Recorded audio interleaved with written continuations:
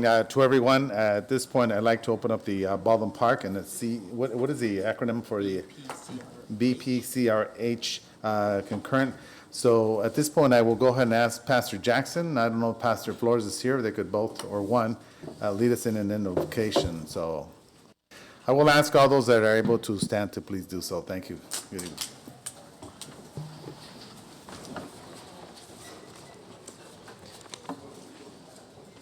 Heavenly Father, we come before you right now in the name of the Lord. You say to acknowledge you in all of our ways, and you will direct our path, Father God. And there's many issues that are here today, Lord, that the citizens of Baldwin Park and some of the churches of Baldwin Park are concerned with. City Hall has to make decisions, Lord. We have the mayor touch him, give him wisdom, knowledge, and understanding, and so the city council people, Lord. And we ask you to put our hands upon our police department and all the responders, the first responders that go out and hit the fires like our fire department, and those that are in the streets like something that is happening down the street here, something that is happening here. So what is it happening in our city, Lord, is that we need you. We need wisdom and knowledge and understanding and how to govern this city, Lord God. We need you in our schools, Father God. We need you in touching our teenagers, Lord God. We need you in breaking the power of the gangs and the drugs that go forth in this city, Lord. What we need, Lord, is a revival to take place. We're asking you to touch our businesses, Lord God, that the city of Baldwin Park may flourish, Lord God. And as the people that are here looking for answers, Lord, that they will find the answer. And you said, seek ye first the kingdom of God and your righteousness, and all of these things will be added unto thee. In the name of the Lord we pray, amen. Amen. Thank you. Just don't, Father Mike, you want to come up here and say some words? No? Okay, all right. I just noticed you there. All right, sounds good. All right. So at this point, we'll all please face the flag. Place your right hand over your heart. Ready, begin. I pledge allegiance to the flag of the United States of America and to the republic for which it stands, one nation, under God, indivisible, with liberty and justice for all. Thank you, and good evening, everyone. I will ask at this point our city clerk, Ms. Jean M. Ayala, to conduct roll call. Thank you. Councilmember Alejandra Avila. Here. Councilmember Paul Hernandez. Present. Councilmember Ricardo Pacheco. Present. Mayor Pro Tem Monica Garcia. Here. Mayor Emmanuel Lozano. Present. Thank you very much. At this point, I will move a motion to excuse our city treasurer, Maria Contreras. I know she went through a hip replacement, so that's my motion. Is there a second? Second. Second by Councilman Ricardo Pacheco. Any objections? Seeing none, so moved. And I just want to ask that we Yes, keep her sure. in our prayers so that she can be back soon. Yes, Thank you. absolutely. And real quick, also want to close on behalf of Carlos Robles, a graduate of Ballpark High School, who attended the funeral services not too long ago. So our deepest condolences goes out to the family and to his immediate family as well. A well-established family in the city of Baldwin Park for many, many years. All right, council members wishing to close on anyone else? If not, what we want to do at this point, a request that we bring up the actual, I'm going to move up the public hearing on rent. Yes, so let's hold on. Where is that one? Let's pull it out. Number 12. All right, so I'll go ahead and make a motion at this point to bring up the public hearing on item number 12, an urgency ordinance of the city of Baldwin Park to temporarily stabilize rent in the city. So that is my motion to bring that up as the first item for agenda. Is there a second? I'll second. Who seconded it? Second, Councilmember Ricardo Pacheco. All right, so what we'll do at this point, we'll go ahead and have it's going to be a public hearing. So who wants to cover it for right now? And Alejandra, please. yes. I would give the staff report. Yes, go ahead. Yes, Fran, thank you.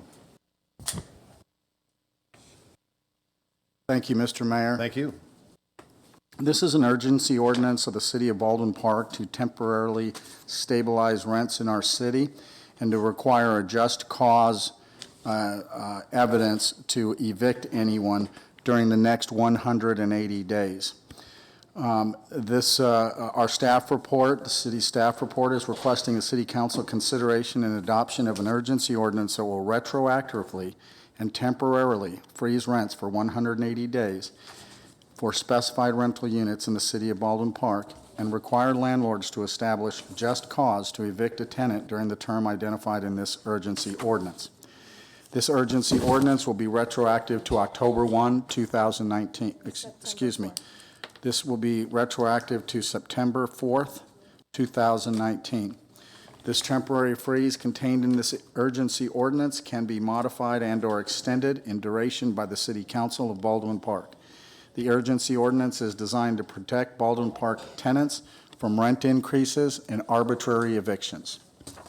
While the city studies the issue of rent stabilization in the city and is able to draft and pass a thorough and detailed rent stabilization ordinance. In cities and county areas that are considering rent stabilization ordinances, it is not uncommon to see landlords spike rents once they realize the rent stabilization may occur. In addition, in cities and county areas that are considering rent stabilization ordinances, it's not uncommon to see landlords evict tenants just before the ordinance goes into effect for no justifiable or justified reason in order to try and raise the rent before the rent stabilization ordinance goes into effect.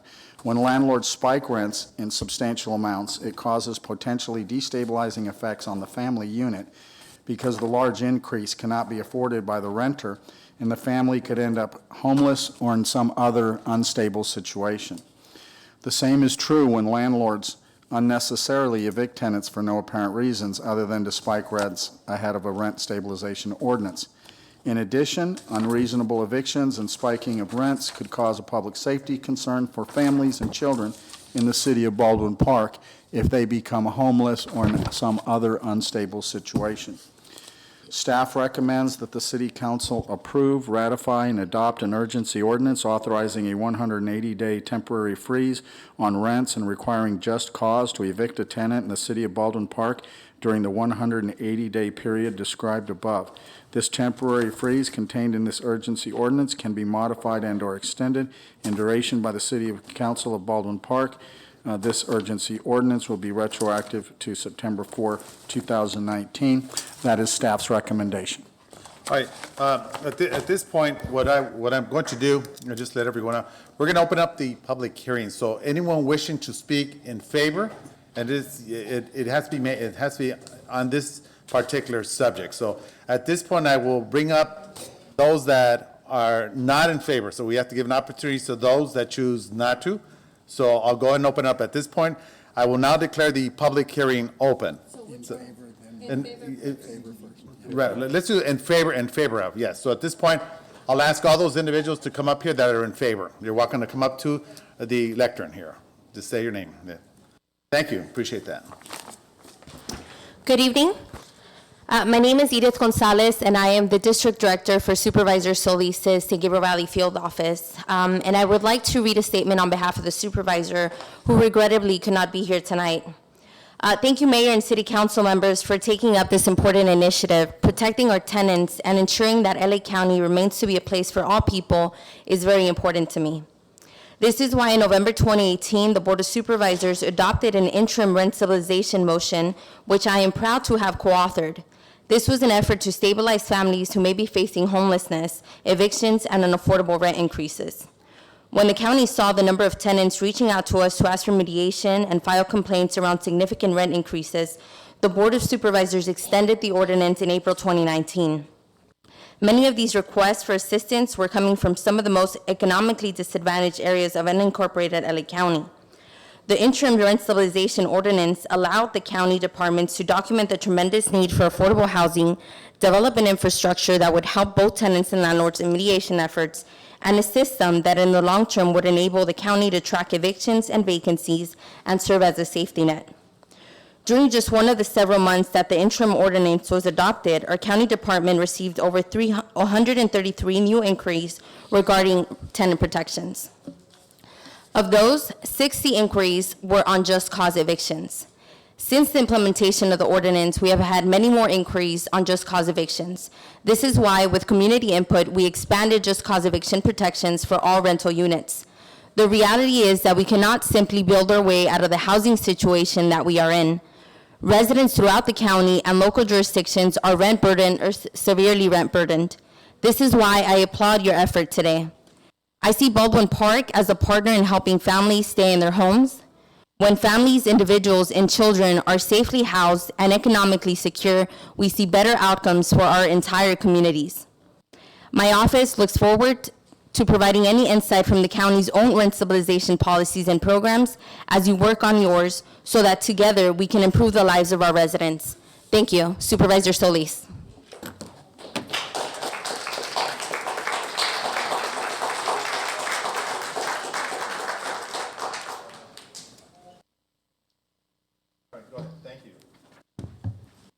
Hello, everyone. City Council members, Monica Garcia, Paul Hernandez, Alejandra Avila, Ricardo Pacheco, and Mayor Manuel Lozano. My name is Leonardo Quesada, resident of Baldwin Park, and I'm talking on behalf of the favor of passing the rent control. A lot of the families has been suffering by the rent increase, and I cannot ignore that.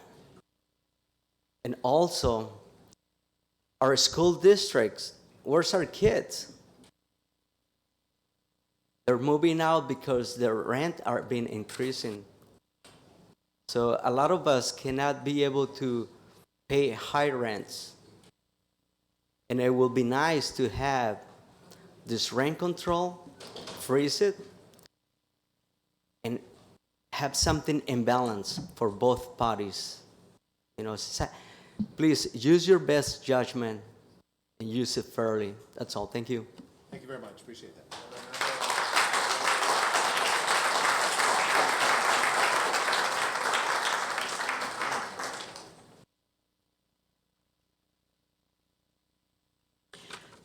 Buenas noches, mi nombre es Alicia Escalante.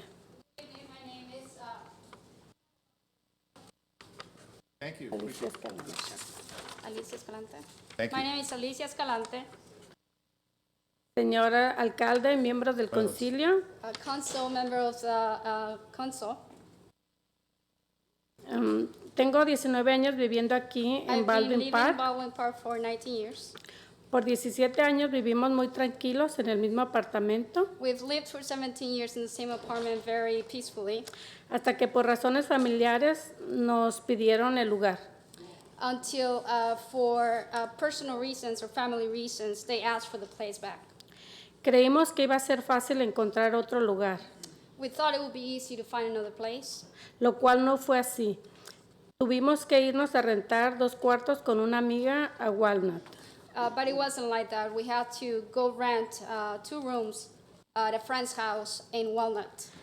Y mis 2 hijos mayores no nos pudieron seguir porque ellos ya estaban aquí acomodados en sus trabajos y And escuelas. our 2 older kids could not come with us because they were already established at their jobs. A ellos otra amiga les rentó un cuarto.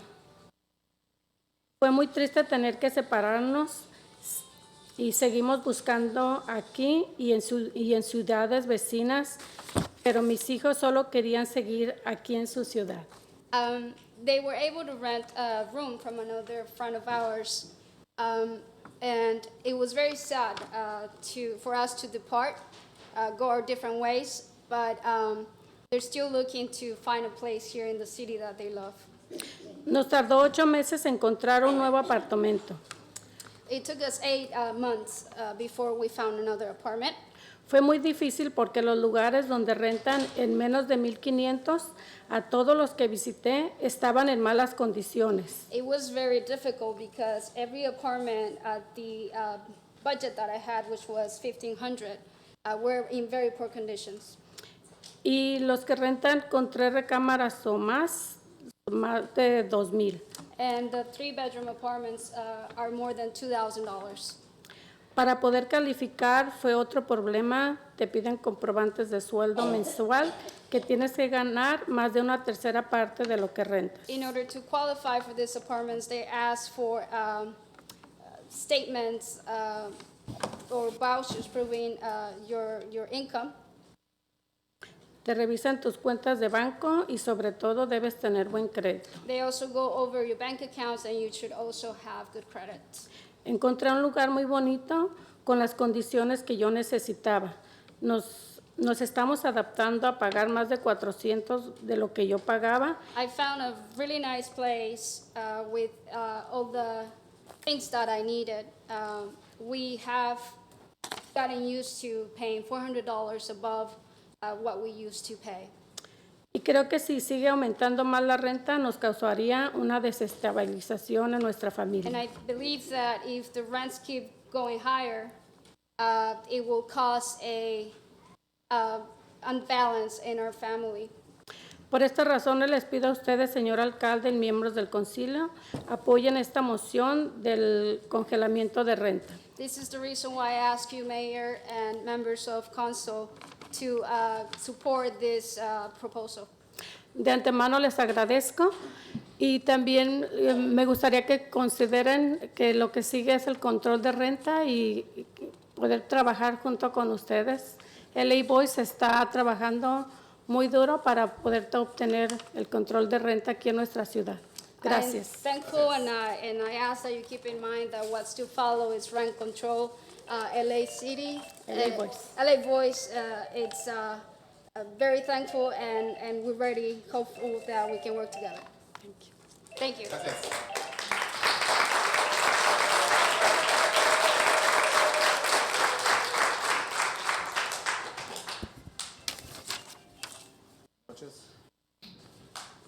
Excelentísimo señor alcalde y miembros del Consejo de Baldwin Park.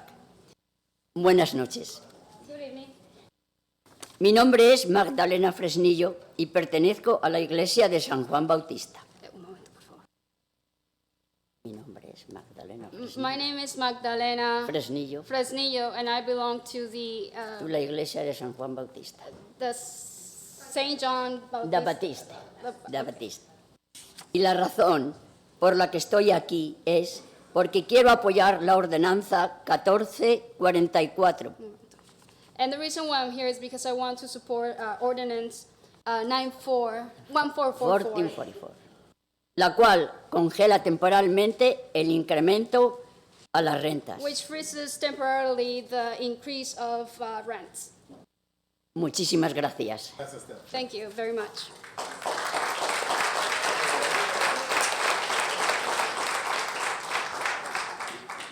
Good evening, members of City Council. My name is Marvin Andrade. I'm the Director of Organizing for LA Voice, but most important, I am a resident of Baldwin Park. And I am here tonight in support of urgent ordinance 1444. Many friends, many of them here today, are suffering because of the housing crisis that is happening in this city and this county. Many of them have told me that their rent has increased of upwards of 500% just this year alone. Many others have experienced rent increases every year for the past 5 years. It is a crisis that is displacing families. It is a crisis that is affecting many people in an unjust way. And we are here tonight to urge you to vote for this ordinance, and then because it is a first positive step. Eventually, what we want is a rent control across the board that will prevent greedy homeowners from increasing the rent of tenants in Baldwin Park unjustly. Thank you very much. Very much, appreciate it.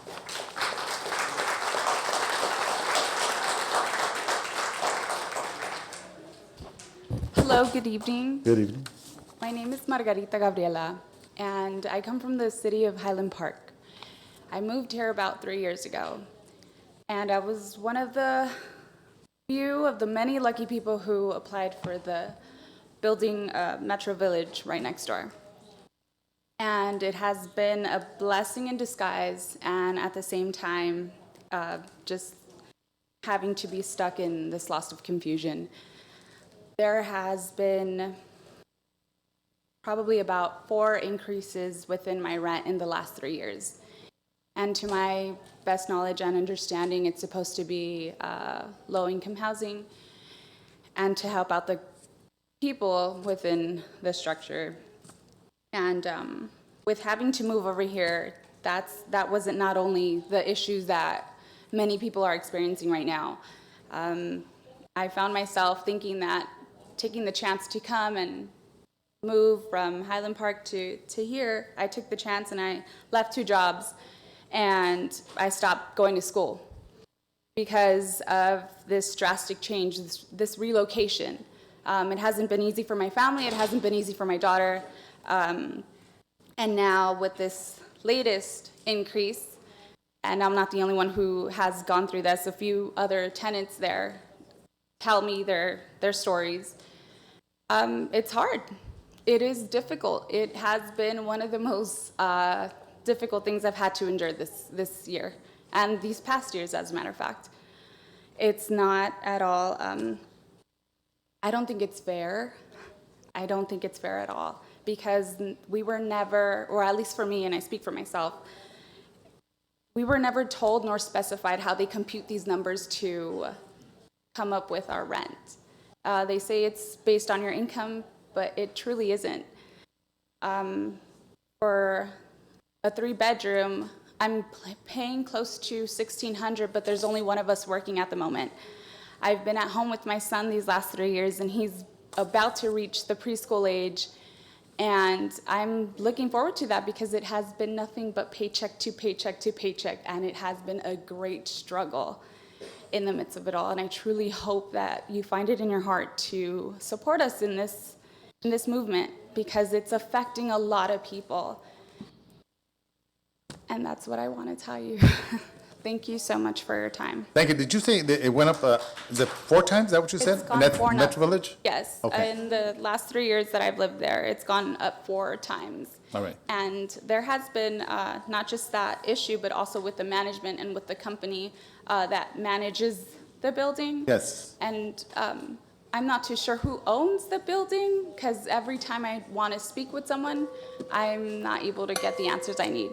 We will look into that. Thank Yeah, you. you know what, we'll refer you over here to Mr. Ben Martinez, and he'll give you the information.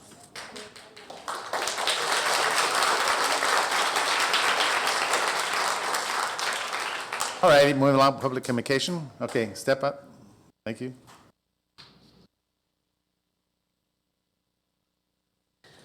Buenas noches para el señor alcalde y los Good miembros del evening, concilio. Mayor and members Noches. of the council.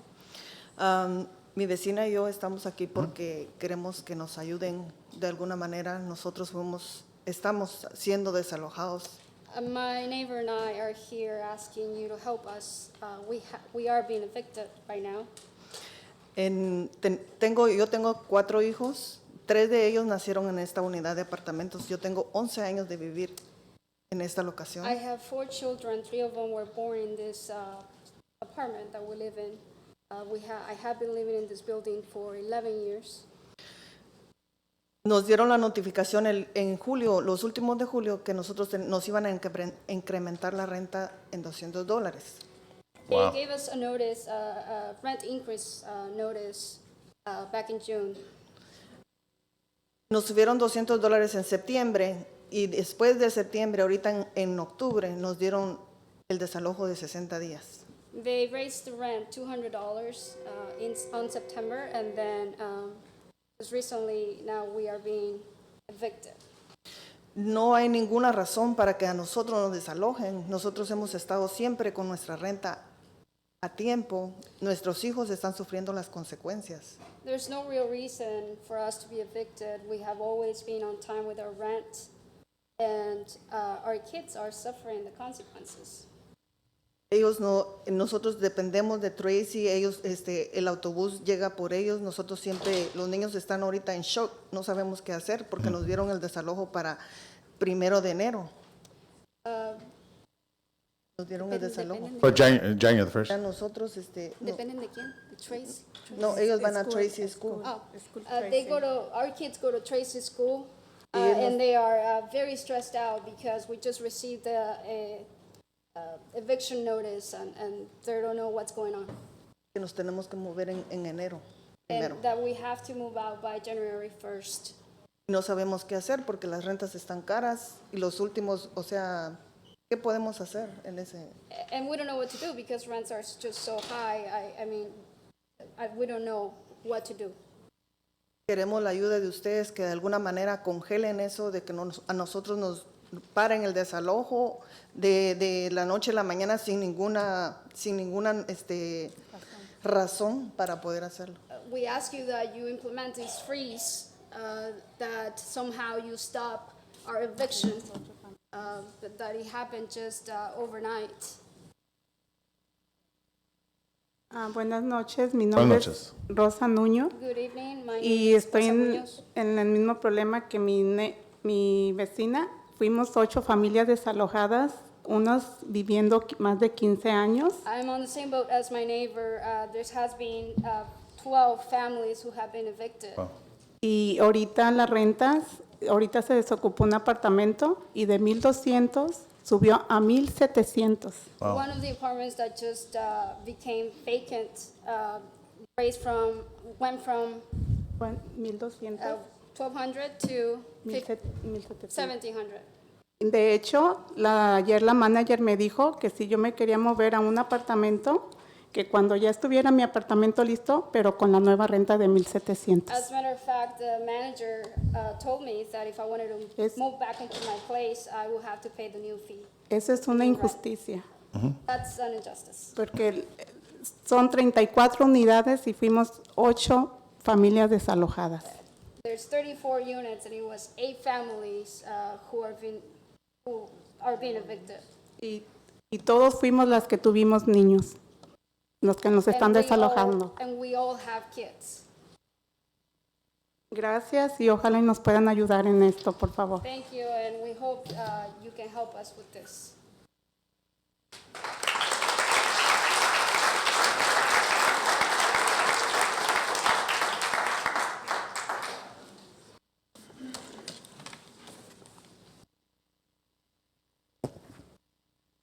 Good evening, City Council. My name is William Herrera, and I have lived in Baldwin Park for about 3.5 years now.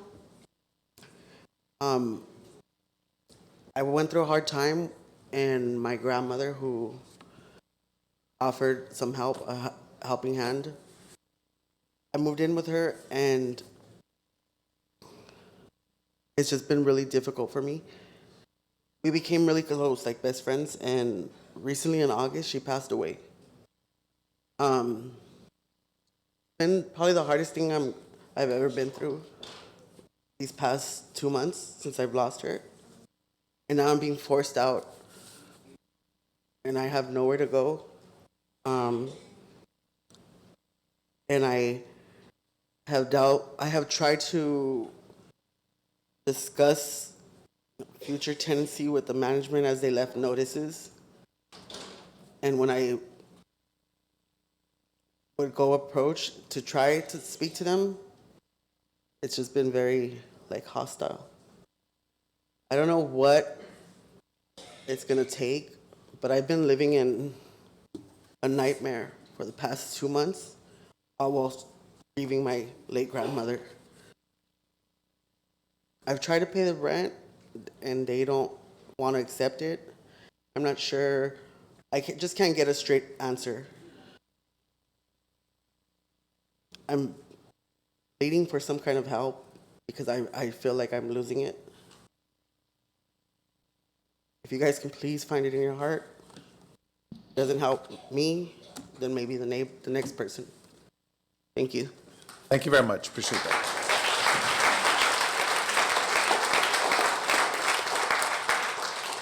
Good evening.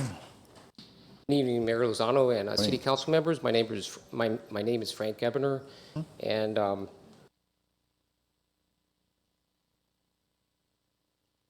affordable housing is a huge challenge in our state for sure. Homelessness and poverty is really a reflection of how we treat each other, on a day-to-day basis.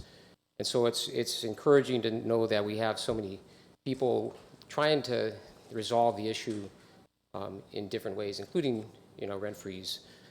I'm a teacher, and so I have students who are homeless. Most of my student families are struggling with affordable housing, even if they have it, they're, month to month, rent to rent. I'll tell you a story of a young lady I met a few years ago, and she had 3 children, a 2-year-old, a 4-year-old, and a 5-year-old. And at some point in her rental agreement, the landlord said, "You only can have 3 in the home." So what would you do? What did she do? I mean, she had 3 children.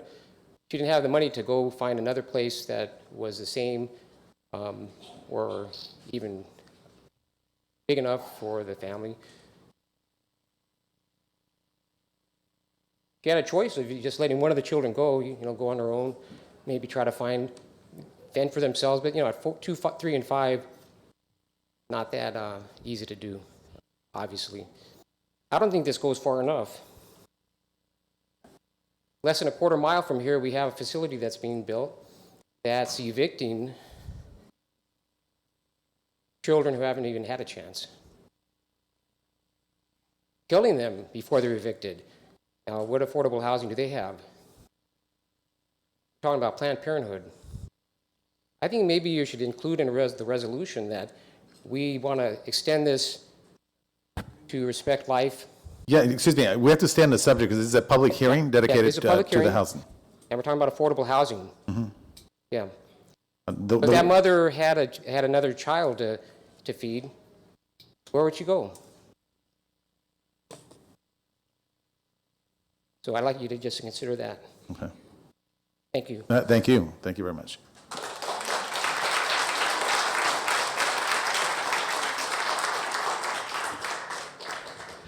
Thank you, Mayor Lozano. Thank you. Good evening. Council member, my name is Yolanda Sandoval. This is actually my first time speaking. I'm not good at speaking in front of people. But I've been listening to all these people talk right here, and I understand them. I've been living here for 19 years. Twice I had to move. Once because they where we're living, they moderated the apartments. So they raised the rent from what we were paying to 1,000 more. A lot of people moved from the apartments because they couldn't afford it. Where I'm living right now, it was low.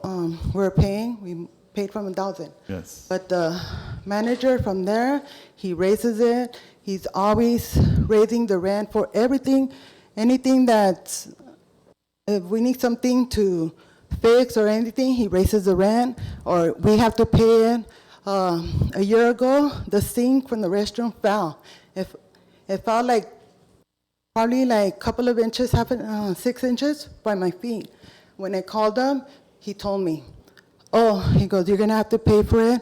You could buy one at Home Depot for $100, and you could put it yourself. Or else," he goes, "I could buy it and I could put it, but if I come and put it," he goes, "I have to charge you a fee and it's gonna be a lot. It's better for you if you put it yourself." For everything that's broken, he always wants to charge us and wants us to pay for it when it's already broken. The house, it's the woods, they're all coming apart and everything. He doesn't even live there. He doesn't even go there. He goes there just when he wants somebody that owes the money or pays the money. I don't know, he says that we were late on the rent a couple of years. So 3 years ago, he went and told us that we owe him $6,000. When I asked him from late fees, I go, "We don't owe you $6,000. He said, "Yeah." He goes, he gave us the paper. He says that it's from like late charges, and that it all amounted to $6,000. And when I told them, I go, why didn't you give it? I go, why did you wait for you as the owner? Why did you wait so long to charge us? And he goes, he didn't say nothing. He didn't even answer me. And then he goes, how am I supposed to pay you? I go, I barely have enough. I don't work due to my seizures. I go, I live with my parents. My dad works. He doesn't make the minimum. He goes, oh, well, have your older son or your younger son to work. My 16 years old, I go, I can't afford to move with them, move him around, because that is, as it is, when I move him from school, he gets depressed. Okay, thank you very much. I appreciate that. It's not right that, they want to charge us for everything. They want to raise the rent for everything, but they don't want to fix nothing from the apartments, and they're not even there. All right. Thank you, and it's well known. Thank you very much. Appreciate that. Hello, City Council, residents of Baldwin Park. You know, people, listen to me. You people up there don't care, because we're paying for your pay. Excuse me.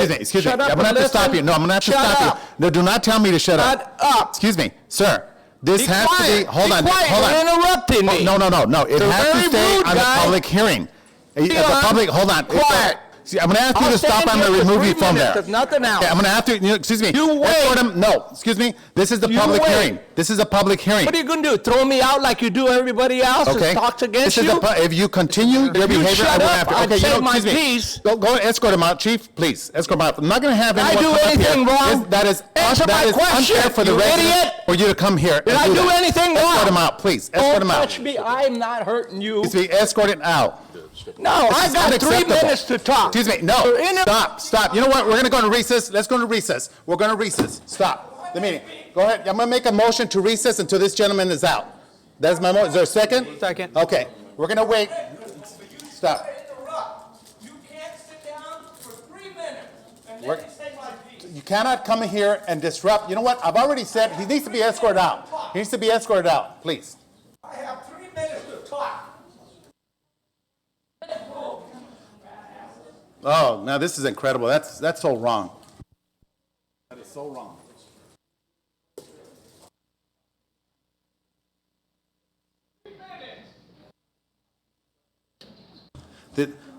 First of all, allow me to explain. When a public hearing is focused on a particular subject, it is the subject at hand.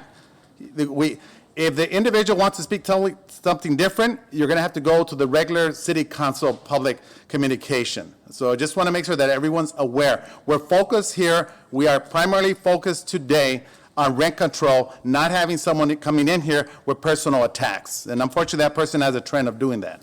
All right, thank you.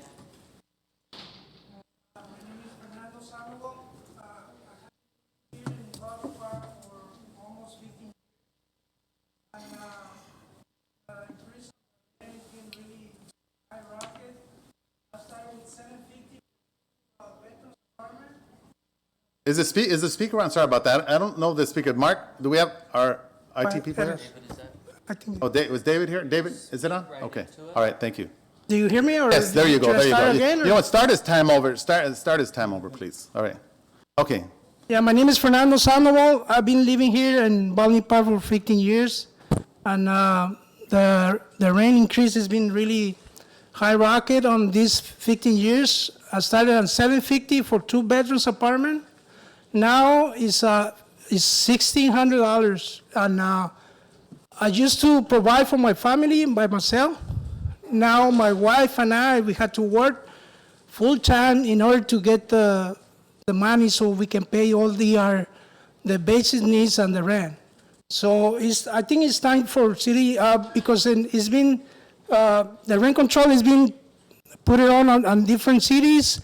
And I think it's the city of Baldwin Park needs to get in this thing also. Thank you. Thank you very much. Appreciate that.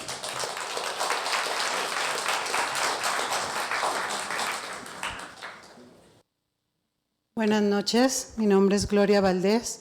Yo tengo 18 años viviendo aquí en Baldwin Park y adoro mi ciudad, quiero mucho a mi ciudad, pero estoy en un lugar en el que... Gloria Valdés. I'm Gloria Valdez. I've been living in the city for 18 years and I love my city. Y estoy en un dilema en el que entré rentando una casita pequeña muy cara. So my dilemma is that I'm renting a house, a little house, but it's very expensive. El año pasado me aumentaron la renta. Mi esposo tiene que trabajar desde las 5 de la mañana hasta las 10 de la noche. Last year they raised my rent and now my husband works from 5 a.m. till 10 p.m. Para poder solventar un poquito los gastos de la renta, a veces tenemos que turnarnos entre si comida, biles o ropa para los hijos. So that's to be able to face the needs that we have, and sometimes we have to make the choice between our rent, our bills, and food. Ahora no solo lidiamos con eso, lidiamos con que las personas, me gustaría poner un énfasis en eso, en que no solo lidiamos con el aumento de las rentas, sino con el abuso de las personas que nos rentan.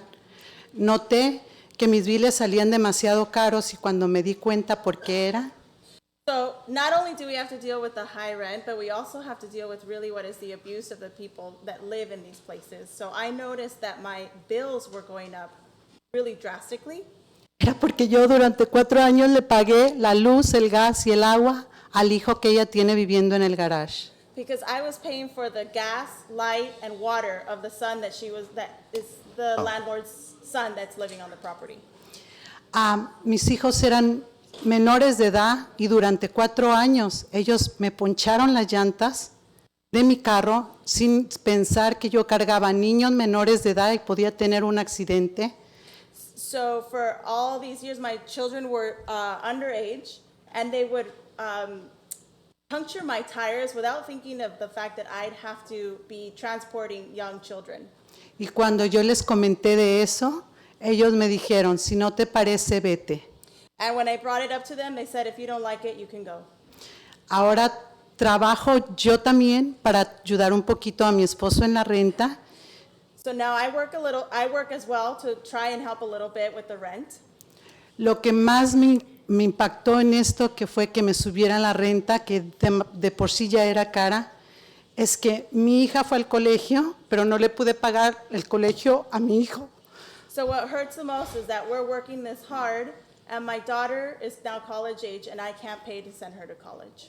Ahora, estoy muy orgullosa de él, porque tomó la mejor decisión de irse al Army, pero está muy lejos y lo extraño mucho y solo tenía 18 años. I'm sorry, her son. So her son decided to go to the military, and though she's proud, she's extremely sad that he's had to go so far away at just 18 years old. Y esto me tiene en una depresión tremenda, I'm in a deep, tremendous depression, pero le pido a Dios que me haga encontrar otro lugar donde por lo menos esté más tranquila y cuando regrese mi hijo recibirlo con los ojos, con las manos abiertas y en un lugar tranquilo y pacífico donde no haya tanto abuso. So I'm just praying every day that when my son comes home, I'm able to receive him with my open arms in a place that is more peaceful and not filled with so much abuse. Gracias. Thank you. Gracias a usted. Thank you.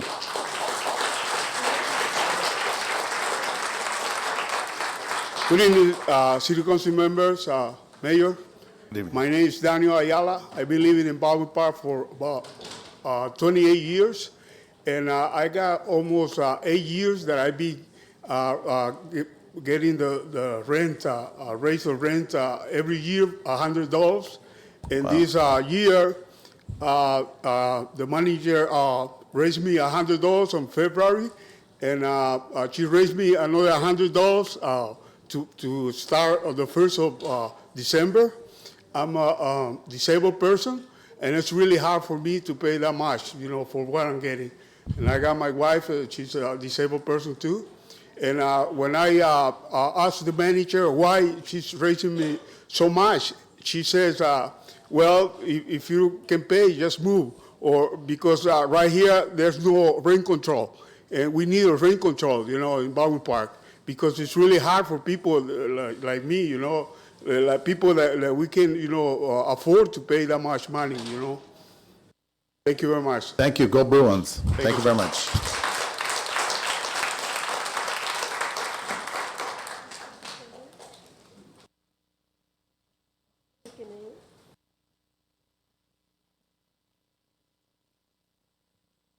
Buenas noches a todos. Buenas Y noches. le doy gracias a Dios por estar aquí con ustedes y poder dar mi testimonio. Good evening, everyone. I'm thankful to be here and grateful to give my testimony.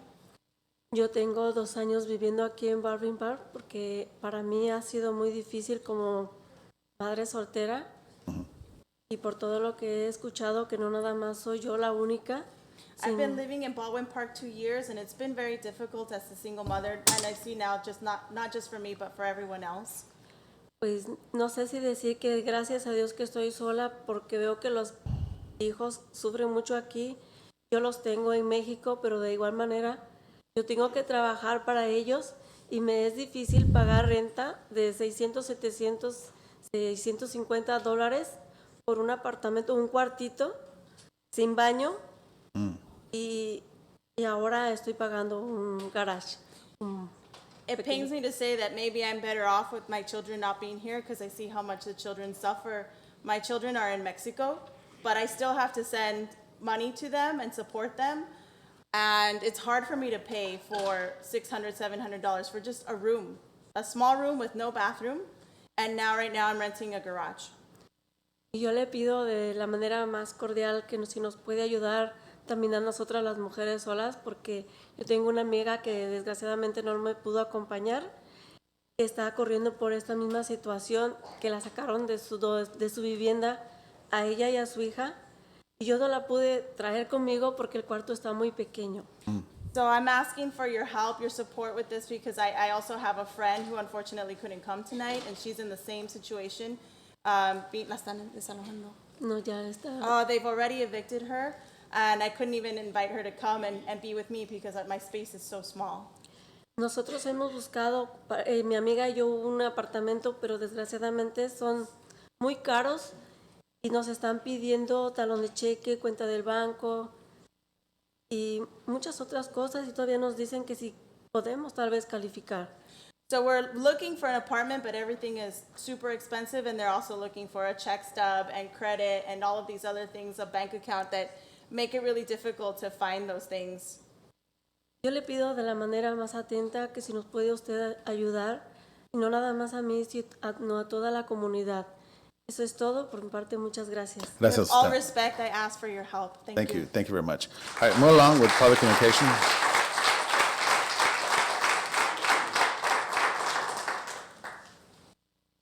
Thank you. Hola, buenas noches. Buenas noches. Mi nombre es Evandro García. Soy residente de Baldwin Park desde hace 7 años. My name is Ivandro Garcia, and I've been here for 7 years in Baldwin Park. Tengo que trabajar de 6 de la mañana a 10 de la noche todos los días I work every day from 6 to 10 p.m. porque todos los años me suben la renta. because every year my rent goes up. Empecé ahí viviendo con $1,100 y hasta ahora estoy pagando casi $1,500. So I started living there and it was $1,100 and now it's $1,500. Tengo 7 hijos y el mayor está esperando a cumplir 16 años para decidir si sigue en la escuela o salirse a trabajar para ayudarme. I have 7 children and my oldest is 16 and he's deciding right now whether to continue going to school or to drop out to work. Y pues no creo que sea justo. And I don't think that's fair. Tengo que soportar a los malos tratos del manager I have to put up with the abuse of the manager porque las rentas son muy caras. because the rent is so expensive. Tengo que soportar a mis vecinos que necesitan que mis hijos se callen a las 8 de la noche porque si no se molestan. I have to put up with my neighbors who want my kids to be quiet at 8 p.m. because if not, that bothers them. Mis hijos no pueden salir a jugar porque se molestan también. They can't go out. My kids can't go out and play because that bothers them too. Entonces tengo que llevar a mis hijos a jugar al parque o a la iglesia en donde trabajo. So I have to take my kids to the park or maybe the church where I work. Y la razón es porque todo está muy caro en la renta y no puedo conseguir ahora algo más grande. And because rents are so high, there's no way that I could go somewhere else to somewhere that's got more room for my family. Gracias. Thank you. Thank you. Good evening. Gracias.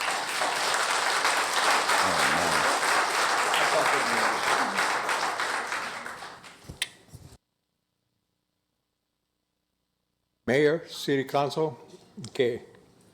The situation right here is the rent control, which is, we've been bringing it up off and on, okay? I just helped a family in Avocado Heights that we had to go to El Monte, which they have the rent control, okay? That's something that we need to look at. Avocado Heights, which is a nice areas, you know, how come they have rent control and we don't? Right here, we're a Hispanic working families, okay? We're not making $10,000 a month or whatever to be paying the outrageous prices that the landlords are raising up, okay? I have some friends in front of my house, which are apartments right in the corner, okay? The landlord, because code enforcers went in there and told him that he couldn't have a patio converted into a room. So in return, he turned around and raised the rent $300. Okay. That's a lot, okay? But he's supposed to be under Section 8, you know, and that's something that we're trying to find out, you know, because it's too much money, you know. We're working families, and that's something that we have to take care of the community. We cannot be, you know, saying, oh, whatever the landlord wants. We have to put a stop to it. That 180 days, that's not enough. We should put it up to 6 months to a year, so people can see what really is happening, so you guys can really investigate what's happening. Okay? That's all. Thank you very much. Appreciate that, Mr. Mayor.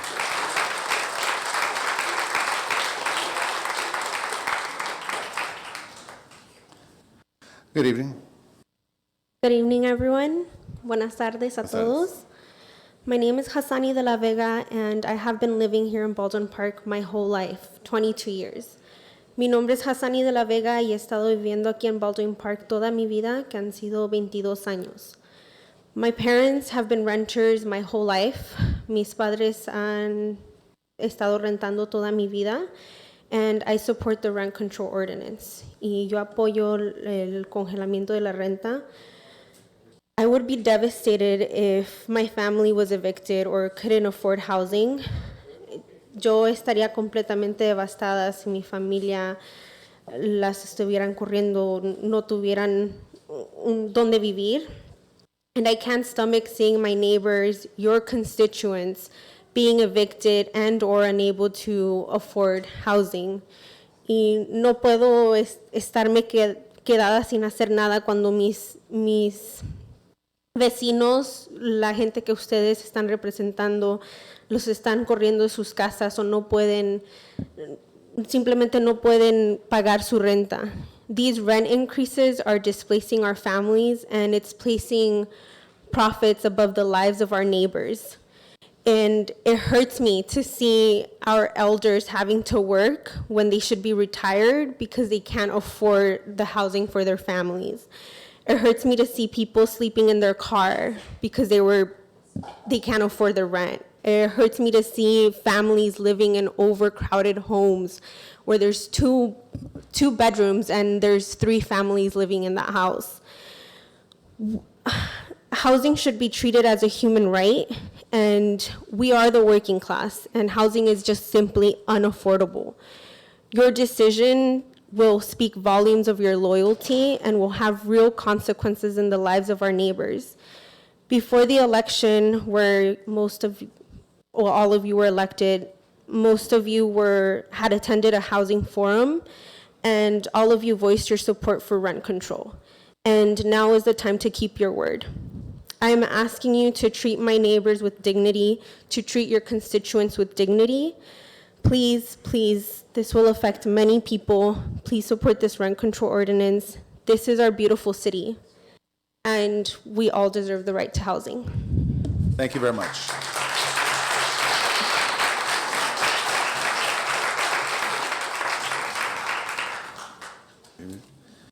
evening. Good evening, everyone, Mayor, council members. Mario Maciel, former Planning Commissioner. Come to you today. First of all, give you thanks for taking that step to go forward with the rent control ordinance. I've expressed my concerns and problems to you guys before, how my rent went up from me paying $1,600 for a 3-bedroom house to now paying $2,200, which now I've even warned the property manager, if it goes up again, I have no other choice but to vacate the premises. And my thought behind that is, what am I going to do? Where am I going? Because there isn't that many houses for rent here in Baldwin Park. They're being bought out. And you guys see it. It's being bought out. This place is starting to look like Rosemead. And they're kicking us out slowly and surely. Thank you for taking the step of putting something together. I know it doesn't protect us who live in houses, but a lot of people behind me are living in apartment complexes. And it hurts me to hear how they're being treated, how they're being affected. So I'm not the only one. It's a lot of people behind me that are affected. I'm hoping that you guys can come up with a good resolution. I'm willing to work with you guys if you guys need any advice or need any more input as far as the community. I'm willing to bring that forward to you guys also and help out in any way that's possible. Thank you very much. God bless. Thank you, Mario.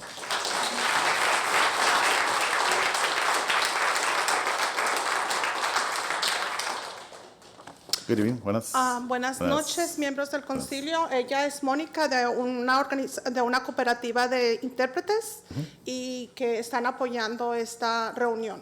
Good evening, everyone. I am Beatriz Sandoval, and this is Monica, who works with Liberate, which is a interpreting cooperative to support.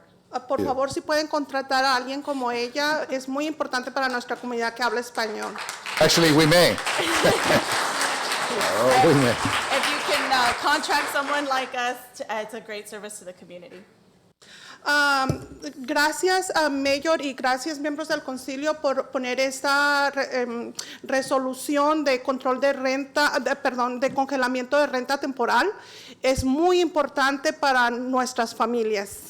Thank you, Council and Mayor, for going forward with this temporary ordinance. It's really important for the families of Baldwin Park. Creo que es solamente un primer paso, aunque nosotros ya hemos tenido una carrera casi de 2 años buscando este control de renta en nuestra comunidad. I think it's a first step for sure, even though it's been 12 years that we've been working on something like this. También quiero agradecer a la representante de la supervisora Gilda Solís por estar aquí y a algunos otros representantes de la asambleísta Blanca Rubio y me parece que está alguien también de la senadora Susan Rubio por estar esta noche aquí. And I'd like to thank the representatives for Supervisor Solis and also Assembly Member Rubio and any other and Senator Rubio. And Senator Rubio. Quiero invitarlos sé que vamos a tener una estabilización de renta porque lo pude ver en la agenda y pude escucharlo en la otra reunión y creo que han hecho un excelente trabajo en mover esto rápidamente. Le agradezco mucho también a la Councilmember Alejandra, al Councilmember Paul Hernández por estas 2 importantes resoluciones. So I'd also like to thank Councilmember Avila and Councilmember Hernandez for their work. I know that there's going to be some rent stabilization coming up on the agenda, and I know this from looking ahead and also the meetings before, so I'd like to thank you for your work. Y esta noche, también quiero agradecer a los otros miembros del concilio, usted también que se reunió con nosotros para escuchar las historias de nuestras familias. Gracias también a la City de la ciudad. So thank you to the rest of the council and also the mayor for listening to us at prior meetings and also to the city clerk. Esta historia no es solamente acerca de mí. Cuando ustedes fueron candidatos al mayor y al consejo, pudieron escuchar la historia de mi familia. So this story, the stories here are not just me, but I know because I know that you've already heard my story before. Gracias a Dios y a otro grupo de mi iglesia y al Padre Mike de mi iglesia, nosotros ahora tenemos un lugar estable y seguro donde vivir. So thank you to God and to Father Mike and other members of my church. We now have a stable place to live. Pero las consecuencias de haber vivido 8 meses sin un lugar, un hogar, ha habido consecuencias que van a quedarse en nuestra vida por mucho tiempo. But the consequences of being homeless for 8 months, we're still feeling them, and they're still something that we're going to carry with us for a long time. Mis hijas y yo, obviamente que también mi esposo, tenemos problemas de salud mental. My daughters and I, and obviously my husband as well, all have mental health issues. Porque no podemos lidiar con la ansiedad y que cada mes estamos lidiando con el incremento de la renta y el incremento de todos los biles que vienen a consecuencia de ese trauma que tuvimos. Because every month we're dealing with the anxiety that's caused from what we've gone through, and also the rising cost of bills and rent that we're always facing. Mis hijas han tenido que estar tomando tratamiento psicológico, sus terapias, para poder lidiar con eso, aún siendo ellas unas estudiantes en UC Riverside. So even though my daughters are students at UC Riverside, they're currently in therapy dealing with the trauma. Mi esposo mencionó, Fernando Sandoval, que nosotros tenemos 2 full times, uno él y uno yo. Lo quiero corregir. Nosotros tenemos un negocio y tenemos un trabajo yo, un part-time yo, y mi esposo tiene 2 trabajos. My husband, Fernando Sandoval, said that we have 2 full-time jobs, but I want to correct him. We actually have a business. And then I also work a part-time job, and he works another part-time job on top of that. So, esta es la situación de cada una de las familias que estamos aquí, representando el dolor de otras familias también. And that's the pain that the families that are here are experiencing, and they're also here representing the pain of families that aren't here.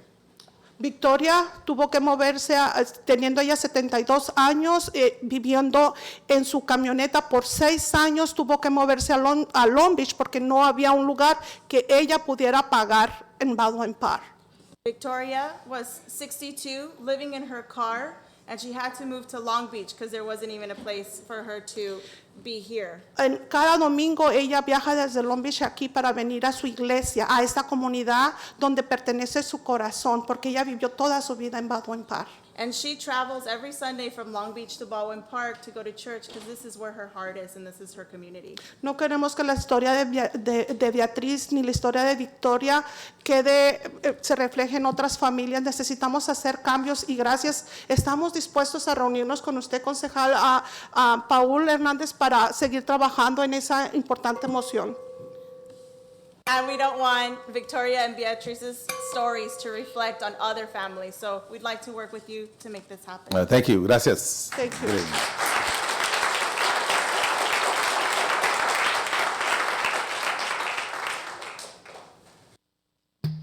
Good evening. Good evening. Good evening. My name is Emmanuel Estrada, and I am a resident of Baldwin Park. Mayor, City Council, we currently live in a country where 40% of Americans can't afford a $400 emergency. According to the Census Bureau, we also live in a city in which 15% of the population living in poverty are living below the poverty line, a number higher than the national average. The general inability to afford housing affects us all, directly and indirectly. Rising housing costs are forcing families to choose between housing and other vital necessities. The district student count is dropping, children are constantly moving, and are unable to have a stable education. As more money goes to rent, there's less money for healthier meals and co-pays for medical care. Unaffordable housing has even become an obstacle for victims of domestic violence, increasing their chances of homelessness, and if they end up on the streets, they are prone to mental, physical, and sexual abuse. An increase in rent is an increase in the amount of money that leaves the local economy, hurting local businesses and services. There is no real evidence that suggests that rent control could harm development or property value, which is why we need a strong and viable ordinance, not a symbolic one. I would suggest relocation fees be high to deter landlords from paying a small fine to gouge the next family that would move in. And I would also ask that the council reconsider expanding just cause evictions to homes, as those families that live there are also a part of our community and deserve a just reason in an attempt to remove them from their home. Thank you. Thank you very much, Manuel. Okay, moving along with public communication. Thank you. Father Mike. Father Mike Gutierrez, Pastor St. John the Baptist, and in my former life, former housing commissioner of the city of Santa Monica. So I come with a lot of understanding of this issue for years. But I'm not going to talk about that. I'm going to talk about being bold. Culver City was bold. Inglewood was bold. Alhambra this morning was bold. South Pasadena is bold. They're cities, and thank you to our wonderful supervisor who I think set the direction recently and also tonight. This is an opportunity to be bold. And I think it's in you, all of you, to be bold tonight. You've heard the stories. You've heard the situation at hand. And I just really pray and hope that you will make some bold steps to really heal the pains of a lot of people here. I hope you will. Thank you. Thank you very much.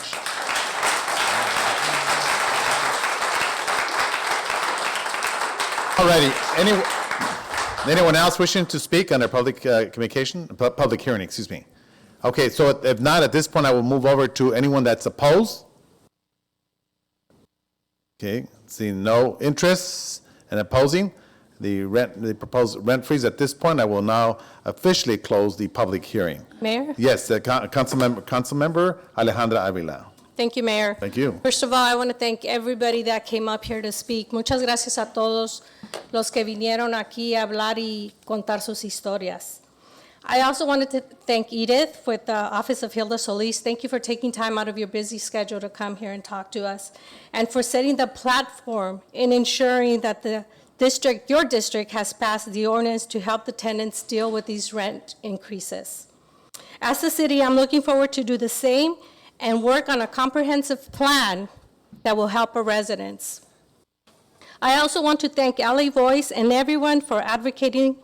And also, I also want to thank, LA Voice and everyone for advocating for this, for the people of Baldwin Park. I know you guys have been active in a lot of cities, and I see the activation here. I see the people being active and informing everybody of your rights. So I appreciate you coming out, and I appreciate you talking to us and giving us your stories. As you know, the state of California has seen a rise in rents. This has caused an increased number of tenants having to live paycheck by paycheck. How many of you do that here now? Exactly. Without any hope for ever getting ahead. When we live paycheck by check, it feels like there's no end to our road. Unfortunately, for some of these people, that has led them to be homeless. And I have seen this homeless. I have talked to them because they're not able to afford a house or an apartment or even a one-bedroom to live in. They're left to live out on the streets. I'm asking, and I have been asking to put an ordinance in place for rent control, and at one point I was told this cannot be done. But of course, I did my research and found out that it can be done. The Office of Hilda Solis is one example that it can be done. With everybody working together, things can be moved in our community. Right now is especially important moment to put a rent freeze because we are coming to the holidays and we all know how difficult the holidays are. A lot of people have been displaced during the holidays, making it even worse. I have worked for the school district for 26 years, and I have seen firsthand the impact on the outrageous rent increases and that have left families homeless. I've had families come to me telling me that they're living in their car because they have nowhere to live because the rent was increased and they cannot afford it. Fortunately, our Parks and Recreation does have some vouchers to help the families stay in a hotel for maybe a night, 2, maximum 3 nights, but that's definitely not enough. The thought that children and their parents have nowhere to stay completely breaks my heart because I work with these families, I work with these children. So therefore, this is very personal to me. Many of us have no idea, and I hope and pray that we never experience this. However, we must not forget those that are experiencing this. My hope is that by putting an ordinance in place, less people will have to be put in this situation. I have also done home visits at hotels where families of 5 family members, 6 family members live in one room. Can you imagine? You're a mom and a dad with your 4 children in one room. Yet we expect our children to thrive in school. How is that even possible? And the parents are supposed to stay positive when they see no end. They barely have enough money to pay the rent for the hotel. It gets expensive to eat out because they have nowhere to cook. That is so unfair. That is not right.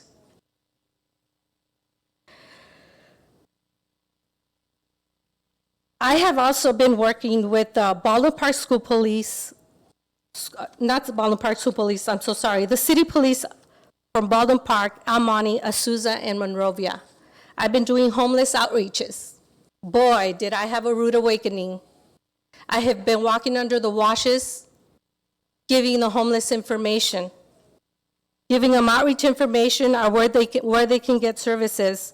I have talked to couples, elderly people, veterans, people from all walks of life, people that were nurses. They had careers, they had masters, but yet something devastating happened in their lives, and now they're living under a bridge or a makeshift tent. Heartbreaking again. Nobody deserves to live this way. Nobody deserves to live on the street. They make this place their home. Living under the bridge, I talk to people that hold a job, an 8-hour job like us, a minimum wage. Yet, it's not enough to pay the rent, but they make the best of it. They do everything they have to do, like if it was a home. They do their laundry, they cook on a fire, they move forward, but they get discouraged. But with our help, we're not gonna let them give up. We're gonna move to continue to help them right now by starting the rent freeze. The next step will be to start building affordable housing. It is heartbreaking, like I said, to see these families that have been forced to live under the bridges, in their cars, and we just don't understand them. They're not there by choice. Maybe some of them are by choice. A lot of them are not. And let's always remember that. Let's remember that every human being has a right to a nice warm house, a nice hot meal. Let's not forget that it can happen to any one of us. I sure wouldn't like it to continue happening here in Baldwin Park. We need to do everything possible to start off with the rent freeze so that we can work on a comprehensive rent control, which we have already started. And like I said, at first I was told it couldn't be done. And now I see that my colleagues are all working for the same goal. We are very excited. And with this, I want to say that I want to make a motion, Mayor, council members, and community members. I want to make a motion to put in a 180-day rent freeze in the city of Baldwin Park, so that city council, staff, and residents work on a comprehensive rent stabilization ordinance so that the tenants, as well as the landlords, benefit from it. Mayor and councils, I would like to make a motion again for ordinance 1444 of the City Council of the City of Baldwin Park, regulating rent increases in the City of Baldwin Park and evictions. I'll Thank second. you. Okay, so there's second. Any objections? If not, at this point, I'm sorry? Yes, go ahead. I appreciate that. Yes, thank you. Before we take a vote, I just wanted to say a few words. Yes. Thank you again, Councilmember Avila, for introducing this rent freeze. As stated, this goes hand in hand with the draft ordinance that we discussed and that we worked with staff earlier. That will be on discussion for us in about 2 weeks, approximately. So we certainly look for feedback from individuals, through that process at the next time. What we're looking to do, or at least I can say for myself, what I'm looking to do is to, I've heard the stories. My family has experienced some of these stories many, many years ago. So I understand what it means to, essentially, have choices, right? So that's why it's very important to me. And it's also taken me quite some time to do my due diligence and research as to what is really impacting our community. Thank you for LA Voice and your membership, and Beatriz and others that I've had the opportunity to speak with in the past and so forth. This issue of rent stabilization is not new to me. It is something that, as mentioned earlier, it was something that was discussed, and, I attended the, housing forum when we were running for city council. And I made my commitment then, as I say today, that I was in support of a rent stabilization ordinance. Now, what that looks like, at the end, will be determined in a few weeks or in a few months here. So I ask you to, take the time to look at that. The draft will be at least available online at a certain period of time here soon when it's noticed. So I do ask you to look at that, because what that provides for each and every one of us, it provides protection for our tenants. It provides comprehensive, overview, but more importantly, it provides some teeth. So in case the stories that we've heard today, you have somewhere to come. You have the city, and the city staff will have the legislative piece and the body and the ammunition to go after landlords. But it also entices and provides landlords to invest in their properties, to make common improvements that benefit each and every one of us that live in these apartments.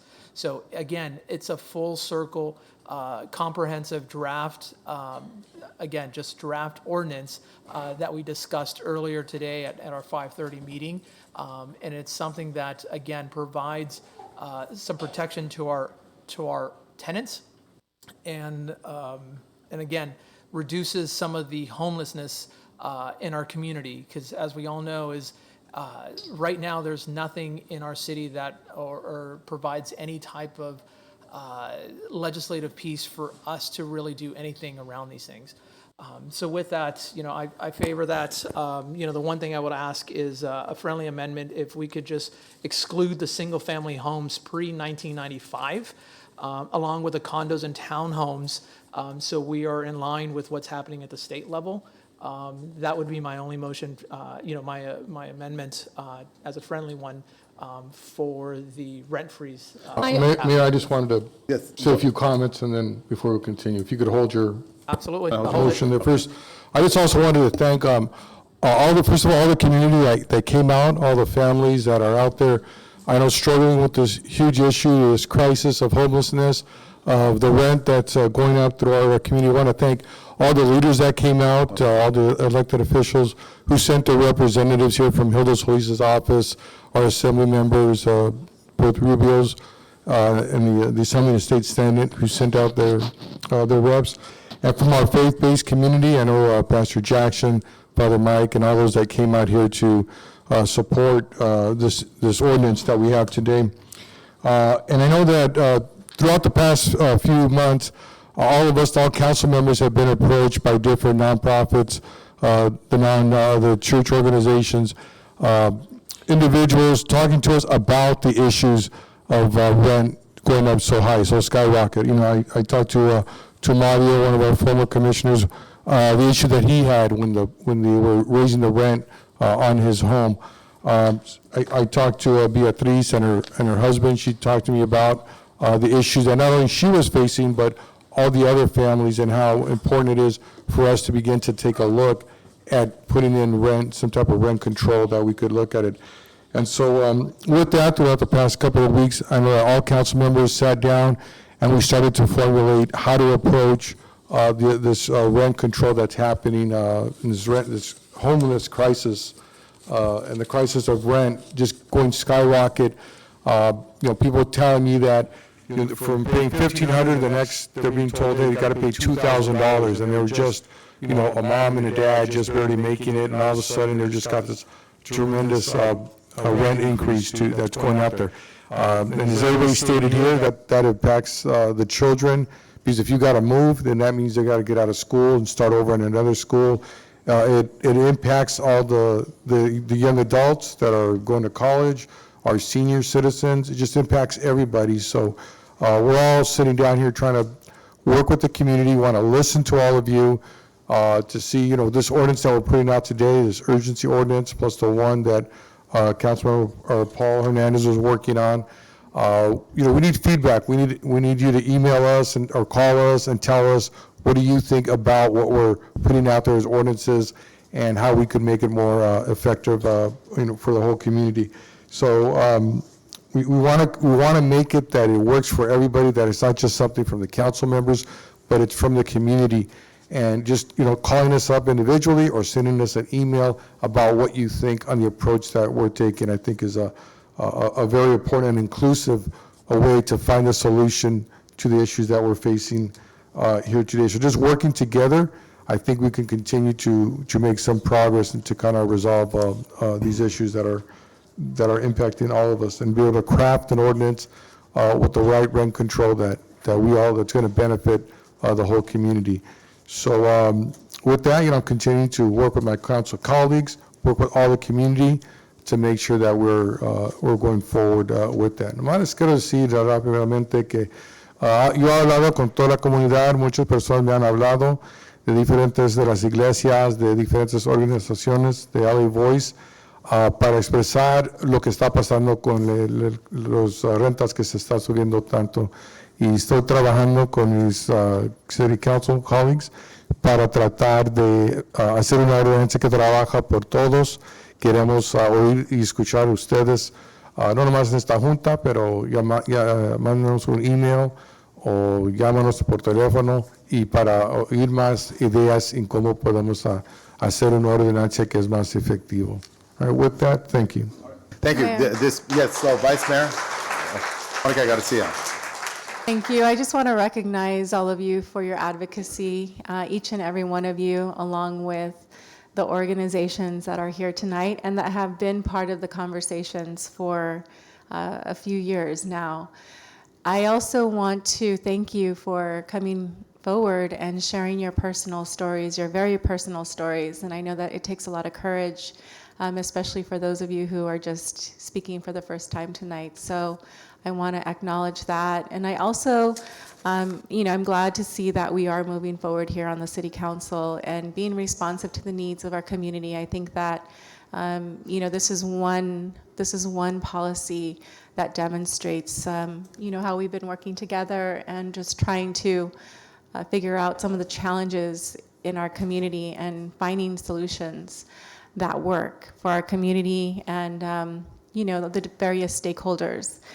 I also wanted to acknowledge those of you who have shared that your children are going on to college and going on to the Army and just persevering, because I think that that's very inspiring. And, I just want to give you all kudos for your children that are moving forward and persevering.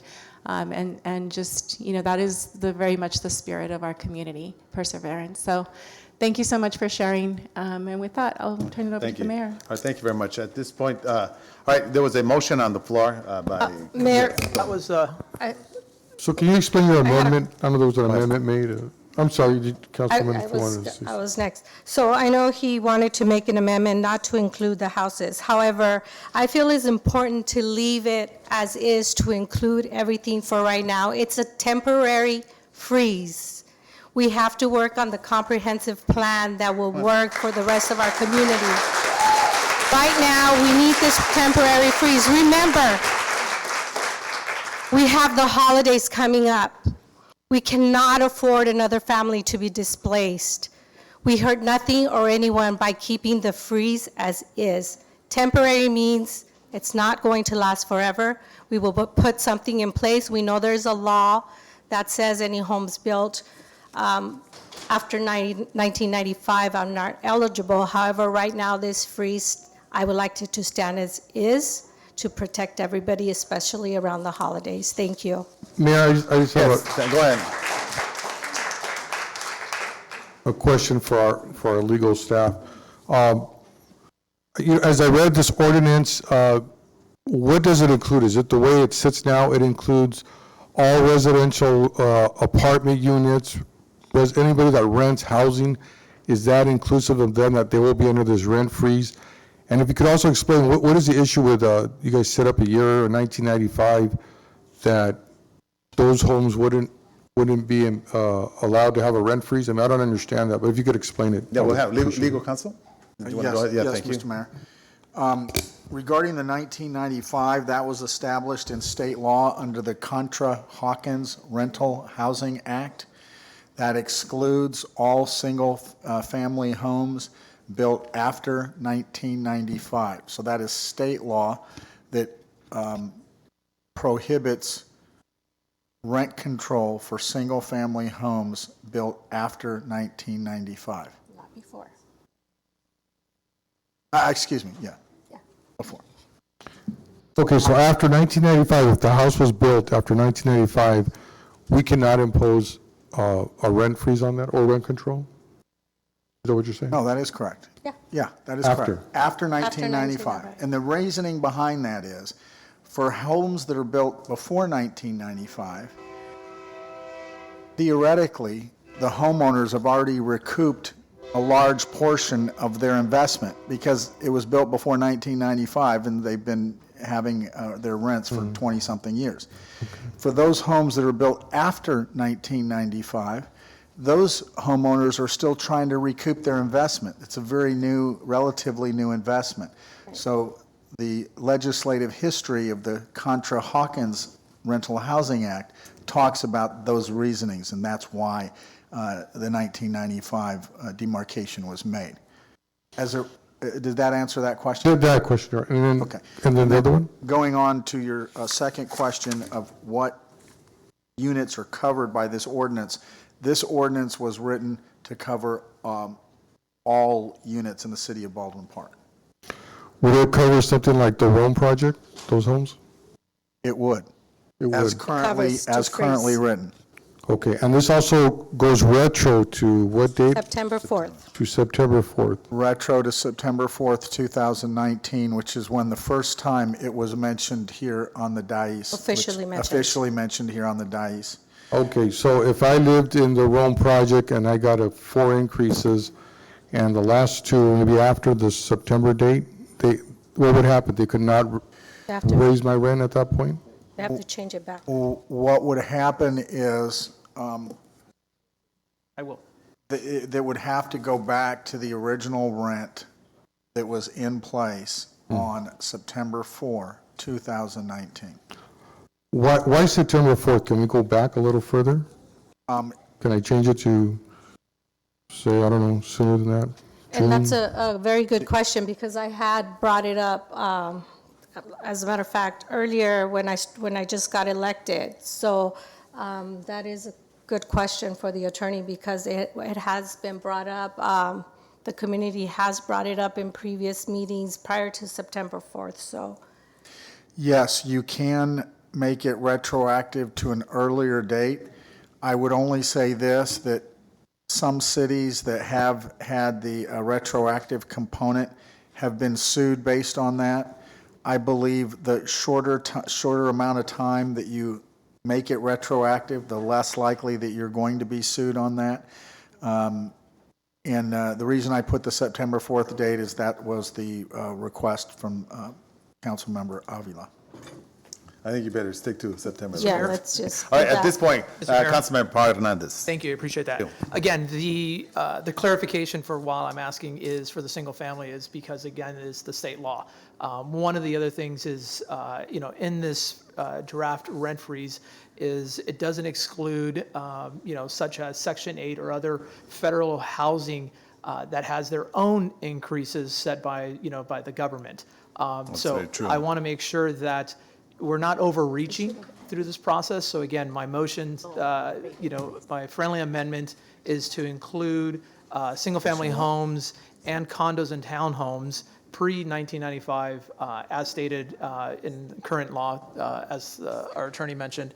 And it also aligns with, I believe it's the Tenant Protection Act that the governor just signed also. So there are two, basically, essentially, there's going to be 3 laws that needs to be addressed by our community and, more importantly, property owners. So to lessen any confusion, it makes sense to do that because otherwise our staff and other people are going to be receiving way too many calls to be able to clarify these type of things. Yeah, let me have a legal counsel. Thank you for those good points. Legal counsel. I'm sorry, what was the question? Okay. on the clarification of Councilmember Paul Hernandez's. Oh, no, that is correct. Both points that were made are correct, and that is there are state requirements that would regulate some of the affordable housing and so forth. And then on the other side of that is those units should not be raised above certain amounts anyway. So that protection should also be in place as well, which was a point made. Mayor, Okay, yes, Vice Mayor Monica Garcia. I think that what is before us here in this urgency ordinance number 1444 has been well thought out. It's been reviewed by our attorney. It's been vetted, I think through based on state law and what we can do right now.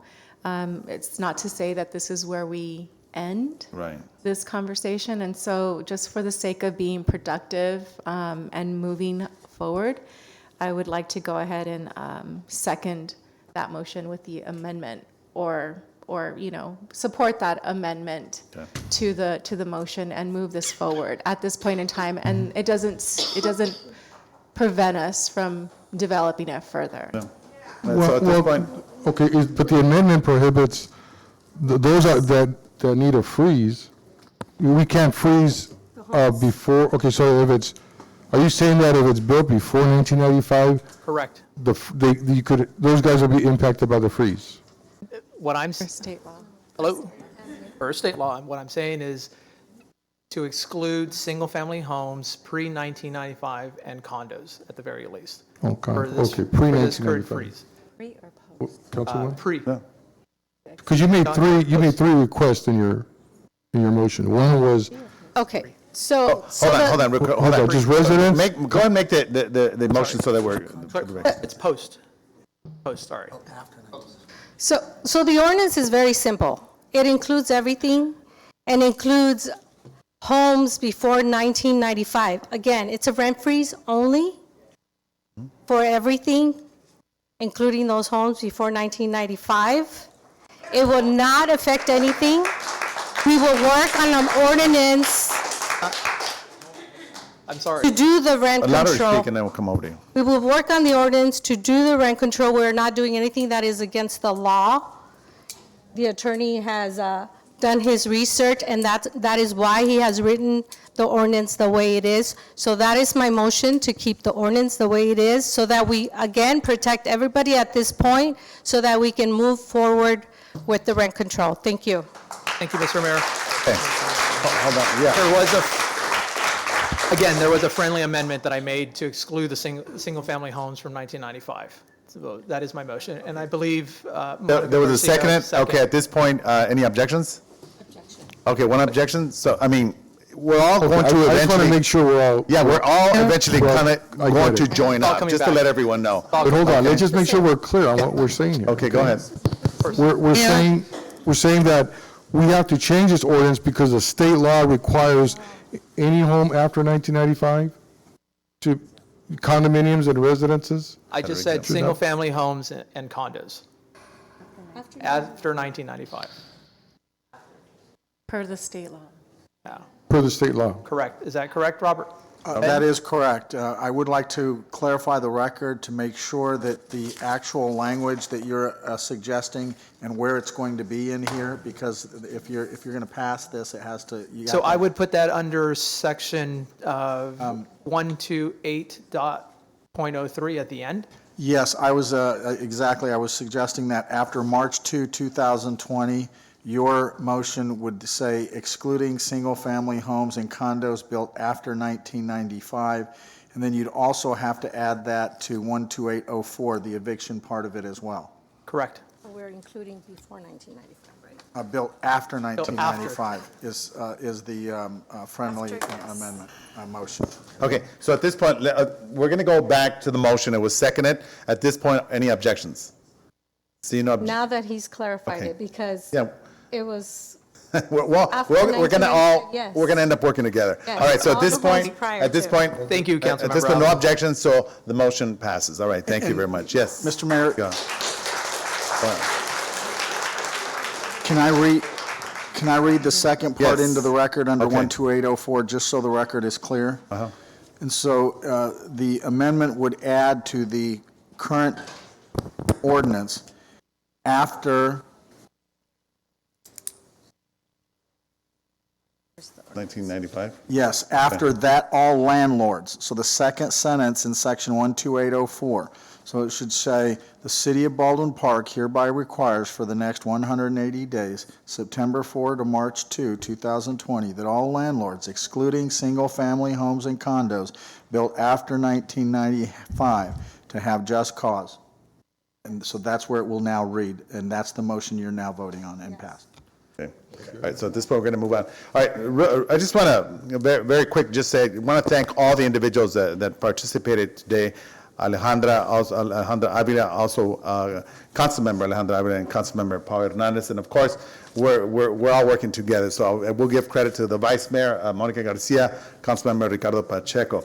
You know, when we look at everything and we look at Baldwin Park, I've been a resident since 1979. I moved in Baldwin Park when the homes were still selling in the upper 50s, 60s, and 70s, and 100. And of course, we live in a state that's extremely expensive. We know that. In Southern California, I mean, we've literally priced ourselves out. Now, a lot of people make fun of Baldwin Park or negative things about Baldwin Park. You know what? I've always said, if you don't like Baldwin Park, adios, go somewhere else. My whole thing is, this is a good community, and each and every one of you that are here, you believe in Baldwin Park. That's why it's important for us to make certain that we continue with this particular ordinances, because the people like yourself that are hardworking are the ones that provide the economy for the city of Baldwin Park, and it's important for us to know that. And of course, it's not just Baldwin Park, it's throughout the whole state.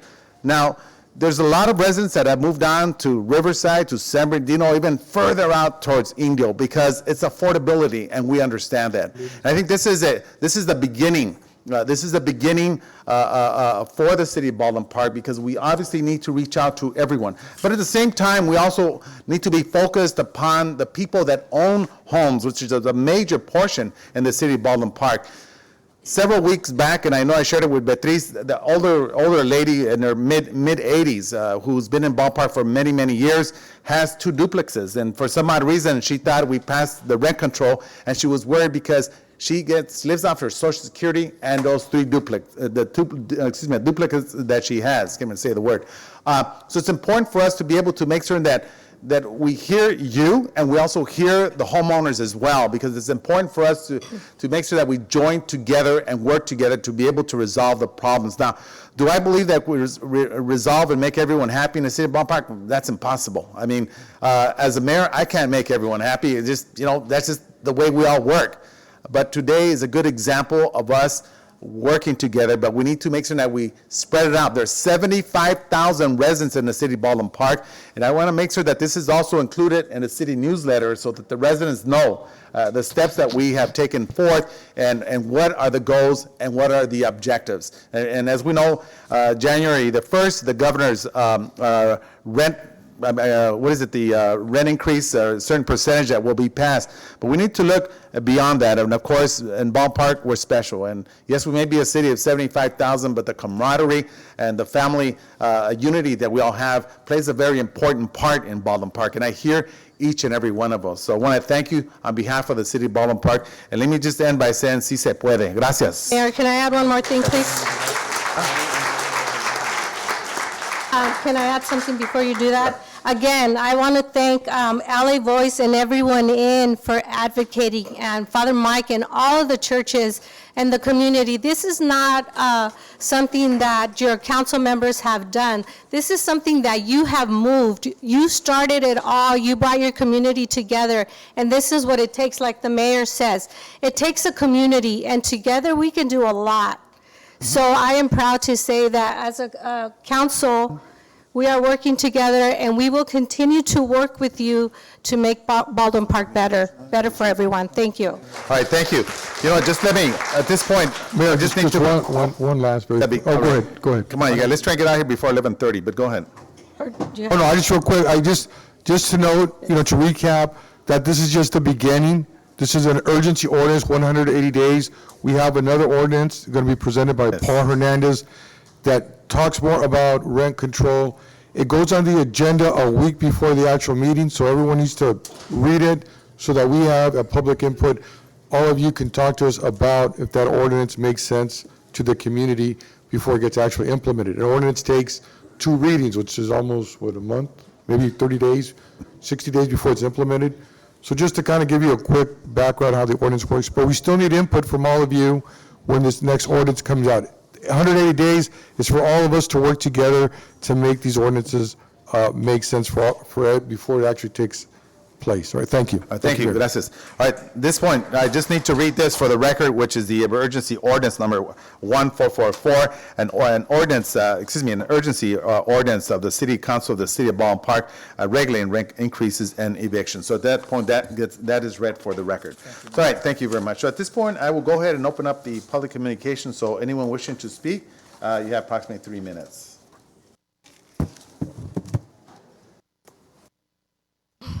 Good evening. Hello, how are you? Hi, my name is Yolanda Espinosa. I live in Baldwin Park. It's my first time, sorry. Okay. And the reason why I'm here is because I'm part of the policy council for the school district. Oh.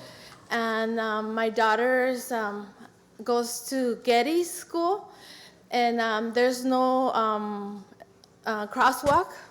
And it's a new school that they did at Getty's. Mm-hmm. And I already went to the school board, and they referred me with the city. Okay. I already went to another school board. I already went to the police. So basically, they sent me. That's why I'm here. And it's very unsafe for the children to walk. They between 2, 3, and 4 years old. It's a Head Start. And the street that I'm talking about is on Phelan, on the other side of Getty's. Yes, back up. And I guess the only crosswalk is in Cavett and Los Angeles. Mm-hmm. And where the Head Start school is located is like at the middle. And the street is very narrow. And like I said, there's no crosswalk for the children. Us as parents, when it's in the morning, we park on both sides of the street. You can imagine the street is very narrow and full of cars. Then the school bus drops the kids for North Park. And it's like, I even took pictures and videos, and it's just, I even called the city, but they told me that it takes a long time. They told me to come here. But it's just very unsafe for all the parents to be taking their kids to school every day. So I asked for you guys to help me do a crosswalk. Yes. All right, thank you. Mr. Sam Gutierrez will help you, and we'll go out there and assess this. We'll get your number right over here. Gracias. Thank you. All right, thank you. Anyone else wishing to speak? All right, thank you. Mario?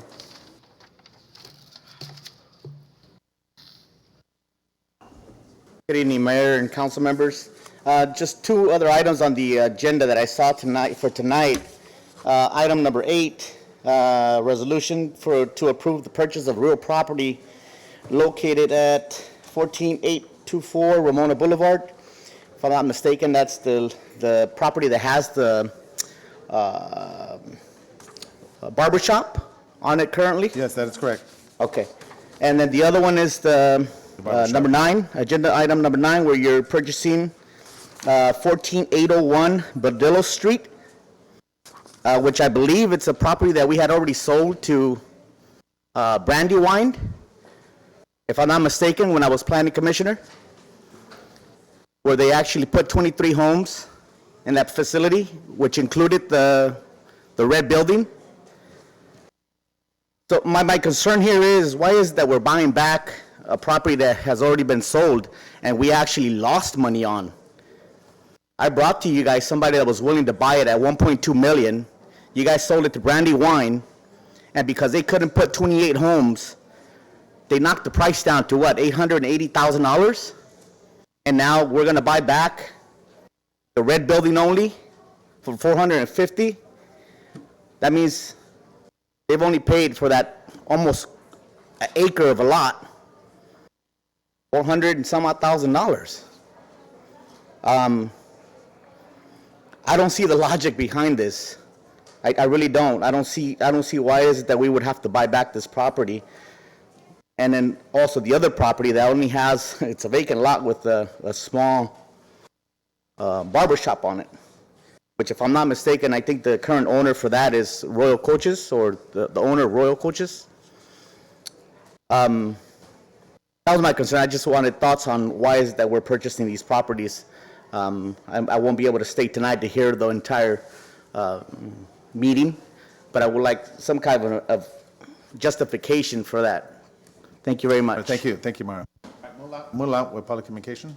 At this point, go ahead.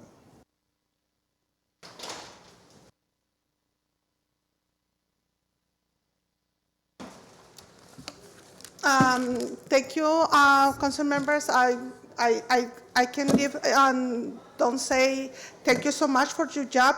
And I'm looking forward to working with you. And thank you for everything this night to listen to people, hear their stories, and be compassionate with them. And also thank you, Councilmember Monica. You talk about the first time speakers here. It's hard for them. It's hard for me also. Thank you so much for all. Give these people the trust to they can come here and speak about their concerns. And I'm looking forward working with you to make Baldwin Park better city than today, as today. Thank you so much. Thank you very much. Appreciate that. Moving along with public communication.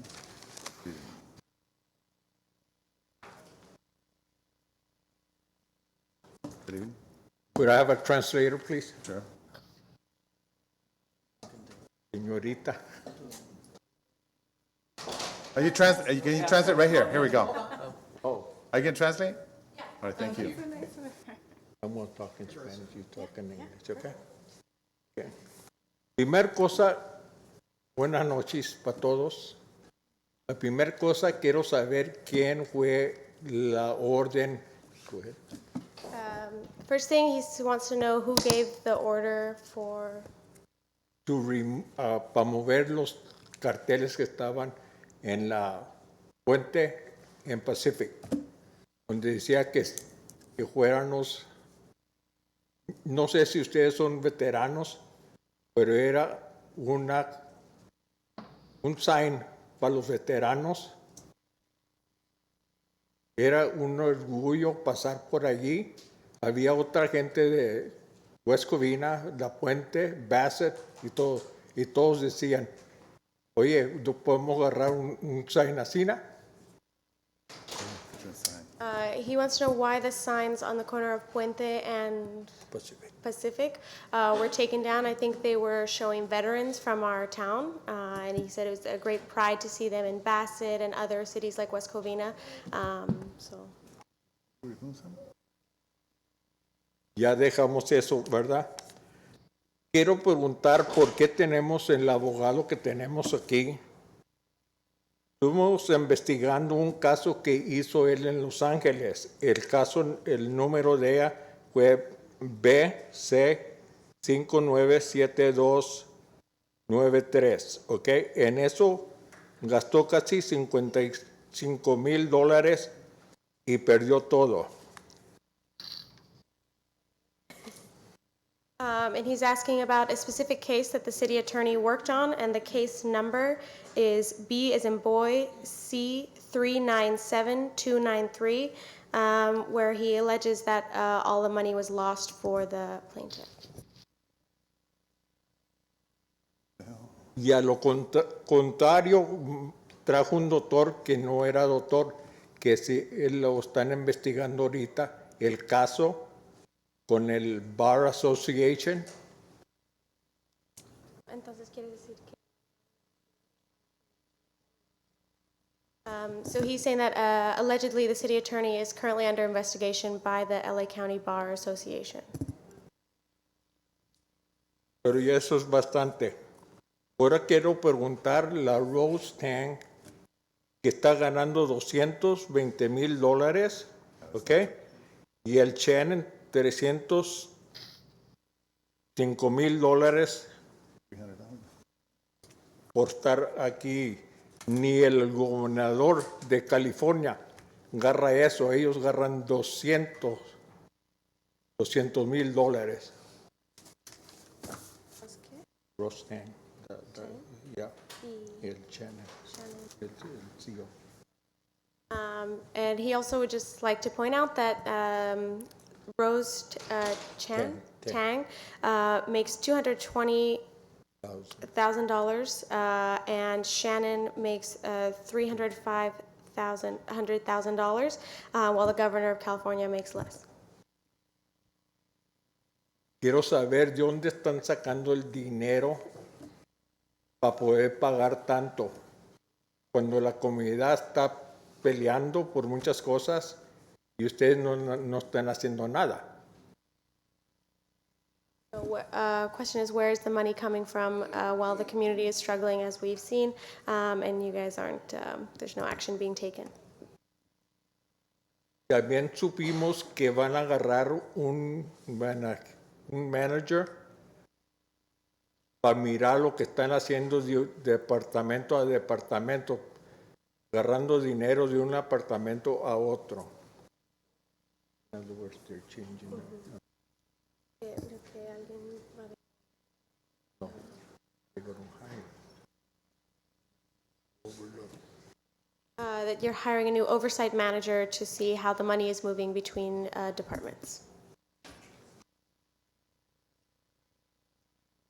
Una de las cosas que hemos mirado y hemos investigado, comenzando con usted, señor Lozano, no sé si pagó ya el dinero que debe a la ciudad por la propiedad de su papá. Y otra cosa es que ahí parece car lot. El code enforcement no va allá y le da un ticket. He owns $25,000. That's property. ¿Hay una pregunta o es solo? Sí, ya lo pagaron. Yeah, so the question just is if Mayor Lozano has paid the money owed to the city from a property that previously belonged to his father. Queremos saber si ya está pagado, está bien. Si no está pagado, una persona que ya falleció no puede tener la propiedad. So, due to the previous owner of the property being deceased, cannot be legally in that person's name, and he's just asking whether or not it's been paid and what the deal is there. Only got 30 seconds. It's okay. So, es todo lo que queremos saber, porque todo lo que le traemos tenemos las pruebas. Todo el tiempo llega usted, señor Lozano, y nos dice que somos mentirosos. Pero ya fíjese usted en el espejo y a quién le está creciendo la nariz, a usted.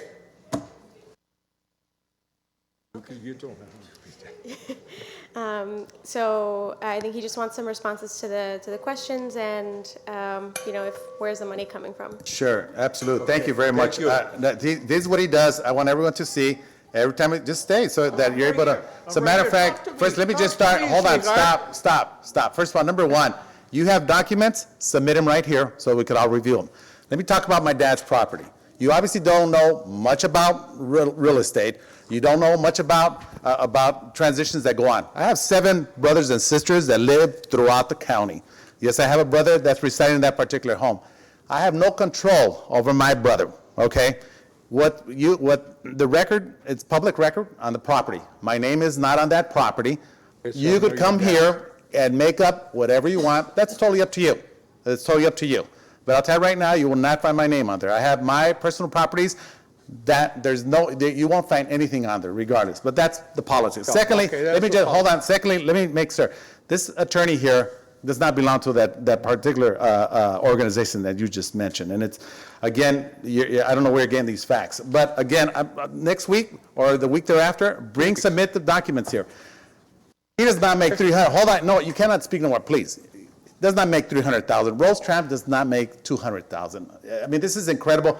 But again, just to let everyone know, and I'll say it in Spanish, la constitución de este gran país permite que cualquier persona, como la que está aquí ahorita presente, puede fabricar información fabricar información y la Constitución lo protege a esa persona. Y es lo que él está, lo que está haciendo puede ser, nosotros como políticos no lo podemos demandar, simplemente yo como alcalde tengo que reclamarle a esta persona lo que está diciendo. Desafortunadamente, información falsa es lo que es. So I just want to let everyone know, of course, the Constitution of this country is beautiful. Now, what's unique about this Constitution is it allows anyone to come up to this lectern and say, make up whatever story you want, and no one up here on this dais has a right to be able to sue this person. And of course, social media nowadays, I mean, on social media, everyone's on social media, make up all kinds of different stories. That's just the reality of what it is. Now today, I will compliment you. I will compliment that you stayed and heard me out. Thank you very much. I appreciate that. All right. So at this point, we're going to go ahead and move.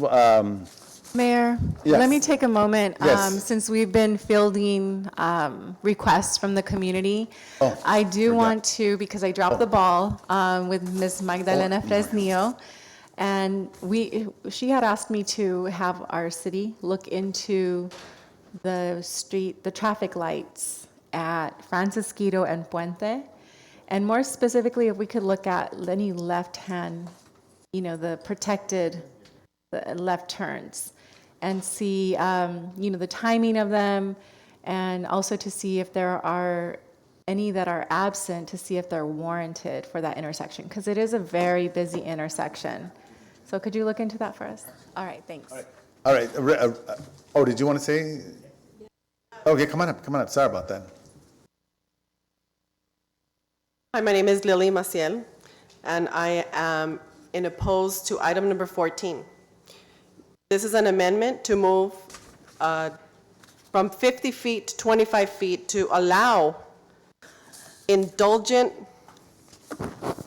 something regarding to cannabis. And I don't agree with this, because this is selling cannabis, and I thought we were not supposed to be selling. What is it? Once you finish, I'll make the comments. Okay, go ahead. I'm opposed to this, because how are you going to change this from 50 feet to 25 feet to a residence? This is for a residence. How are you going to allow cannabis to be so close to a residence? 50 feet's already enough. Alrighty. Okay, once the public communication ends, then I'll go ahead and make the comment. Did you want to say something? Yes, come on up. I don't want to take any more of your time, but I That's just fine. wanted to ask you a few questions in regards to the Rome project. Is it city-owned, or is it owned by the restaurant downstairs? No. You know what? It's actually owned by the corporation Rome. So it's owned by Rome? Mm-hmm. So if I had any complaints, would I have to reach out to FPI management or the city? What I'll do, I'll refer you over to Mr. Ben Martinez, who works directly with them. Okay. And tonight, there was interesting things that concern me that I will also be inquiring about. And one more comment. Yes, absolutely. I vouch for, I don't know who else wants to come forth from from Rome, I'm sorry, but I suspect that there is some drug dealing going on, and you need to look at that. All right. And it's such a beautiful complex. I love living there. I too am a Franklin alumni, and I left Highland Park. I'm loving Baldwin Park because it reminds me of Highland Park back in the 90s, and it's a beautiful complex, and I just want to bring that up to your attention because I don't want to see it go down. And we're definitely not going to see that. So, Chief, if we could assign someone to look into that, I appreciate that. Thank you very much for your Thank you. time. Thank you. Thank you very much. All right. I see Margarita walking up here. Is she going to take the lectern? Oh, yes, she is. I'm sorry, I have a question. Yes, ma'am. Hold on. Let her come up and speak after her. Question. Sure. On item number 13, and I'm not sure if we're going to be addressing that, or do we wait? Or do we speak at this point? Yeah, 13 is a public hearing. I'll open it up and you could speak at that time. Thank you. All right, yes, Ms. Margarita Vargas. Okay, I'm just glad that you took that man out, because I don't think you should allow to be somebody to be unrespectful, especially to all the council, not just you, but everybody, because there was a lot of kids, students, and parents, and that doesn't look good. And I already told you that the city of West Covina, the city of Azusa, the city of Irwindale, they don't allow that. you know, and I don't know why you say that you cannot do anything, because you can, because they do it. How can they do it? In back of the agenda, it says that what do you call it? How you should act, and how you're not supposed to address a member of the council. You have to address the whole body. You cannot go into personal things. So I just want the lawyer to look into that, because I'm tired of listening to that man, or the other one too. Now, today it was okay, but the first one, you know, it was really unrespectful, and that's not right. Yeah, and I hear you.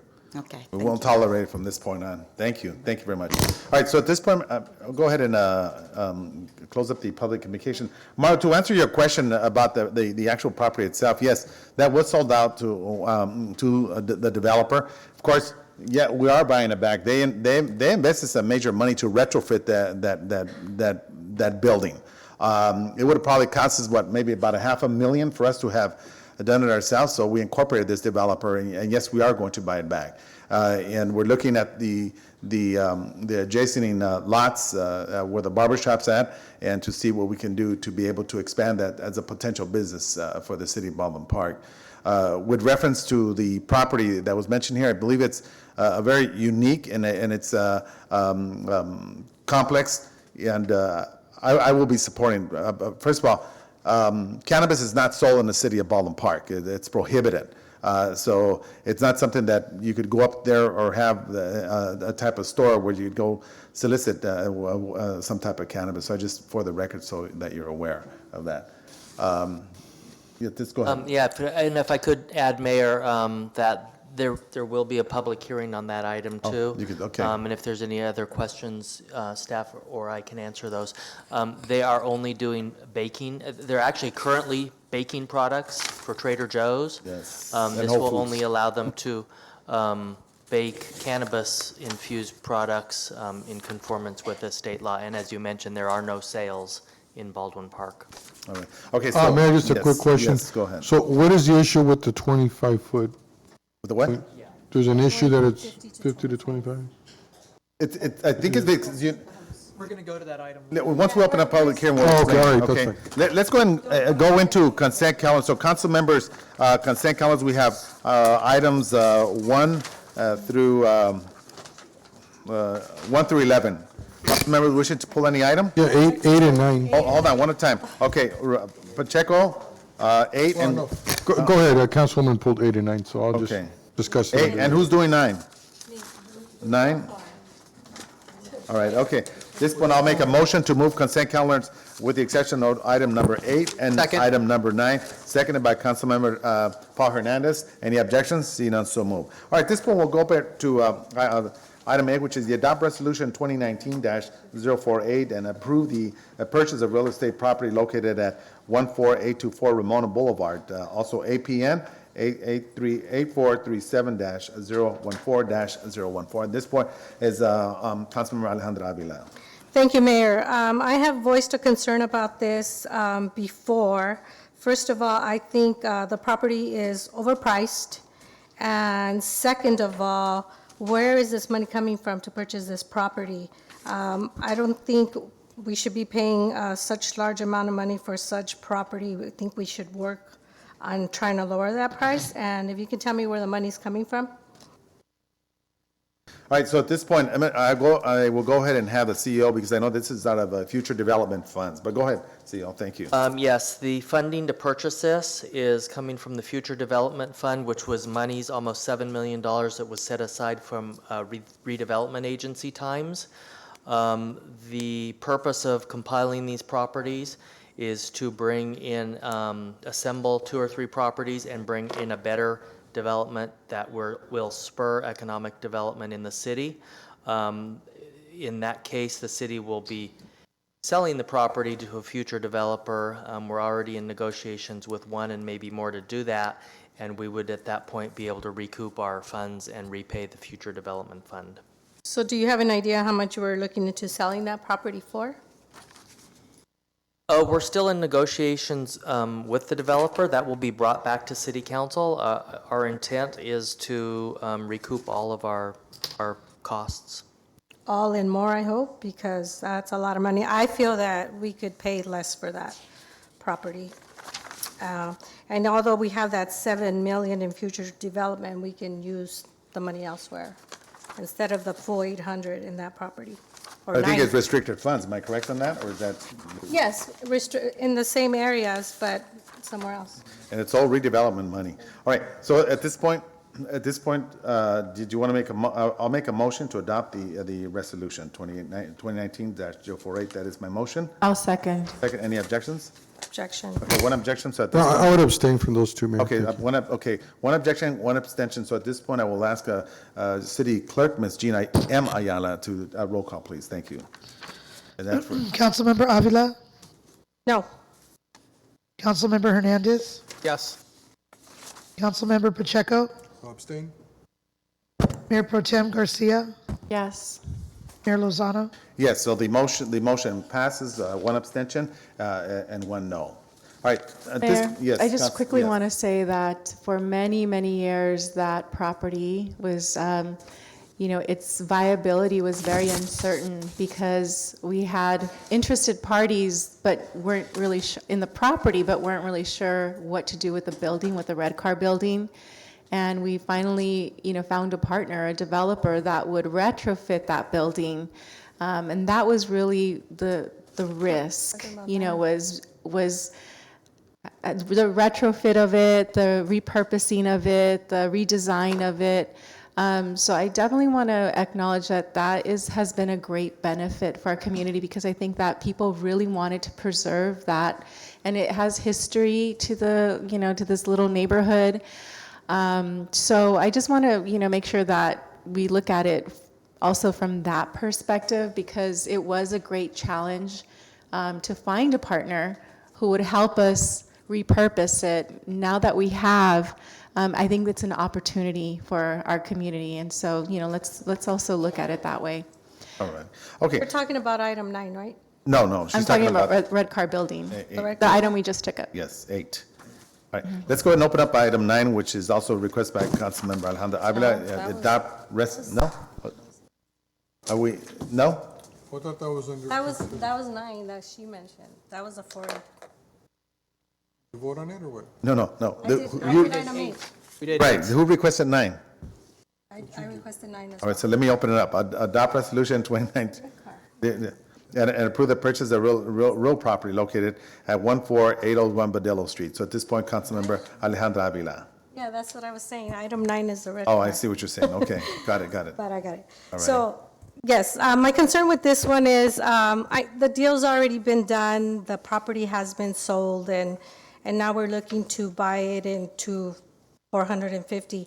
I love the red car building. They did an amazing job with it. However, I just feel that the original contract should have been a lot better. We should have just incorporated it, fix that building, we'll sell you this property, and we get to keep the building. Just be a little more careful when we make deals like this, that we benefit more from it, because now we're purchasing it back.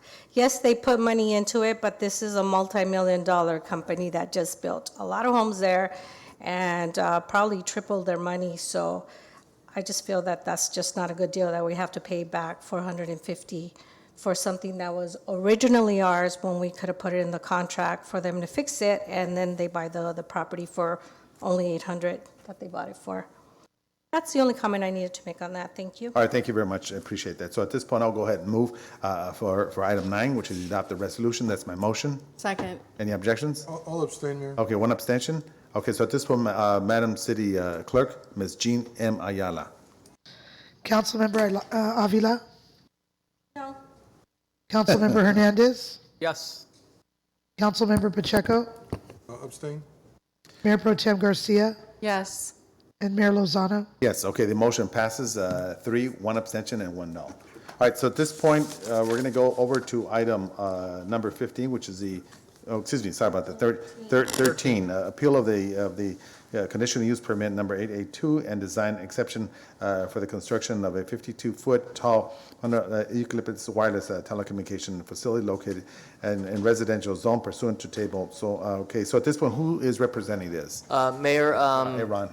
planner, Ron Garcia, will give us a brief staff report. So this item was approved by the City Planning Commission and was appealed to you, so you will be able to hear this item and either uphold the Planning Commission's findings or overturn them. Ron? Good evening, Mayor, members of the council. Thank you, Shannon, for that.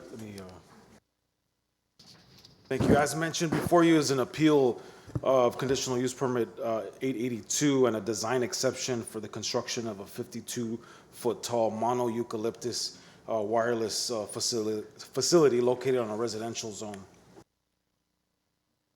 As mentioned, on January 24, 2018, the Planning Commission originally approved CUP 856, which expired in July, so roughly 6 months after the approval. Due to the expiration, the applicant was required to restart the process by submitting the conditional use permit. On August 28, 2019, the Planning Commission approved the conditional use permit and the design exception for the construction of the wireless facility. An appeal of the Planning Commission decision was filed on September 9, 2019 by Gloria Heredia. The subject site consists of 2 lots in the shape of a flag lot and is approximately over 21,000 square feet in size. The 2 lots are owned by Valley County Water District, who currently operates a pump station, which will remain on the site. Access to the site is provided by a driveway along Big Dalton, which is along here. So essentially, just to give you an overview of the street, you got Big Dalton, Channing Way, Sierra Vista. Here's the wash. I'm sorry, Sierra Way. You have the wash, and then you have Stitchman Avenue across the wash here. And again, this is the site. Approximately, this is the location of the proposed cell tower. Again, this just gives you an overview of the surrounding properties. Again, they're all single family, and as mentioned, this is the subject site, and it's surrounded by single family residential. The site is zoned single family, and again, operated by Valley Water. Here, Ron, could you Sure. again, please? This same slide? Yeah, the actual photo itself. Oh, okay, I'm sorry. Here. Where will it go? So roughly right here. I'm sorry? Behind their houses. So here's the rear yards of the single-family residences off of Sierra Way, the cul-de-sac here. So the cell tower is about 10 feet from the side property line and approximately about 15 feet from the rear property line, which abuts the wash here. Do you know what how much it radiates? When does it radiate? I do not have that specific information. I would have to refer that to the applicant. Okay, definitely. It's not very far. Yeah, I just, well, go ahead, that's fine. Oh. Okay, that's fine. Continue with the presentation, okay. Again, this is just a schematic. This is the site plan, the technical site plan of the location of the cell tower. So you can see in relation to the adjacent single-family home here and the cell tower here. Again, it is a flag lot configuration. This would be the existing access road. And again, Big Dalton, there's a single-family house here, and the 2 properties that are operated by Valley Water.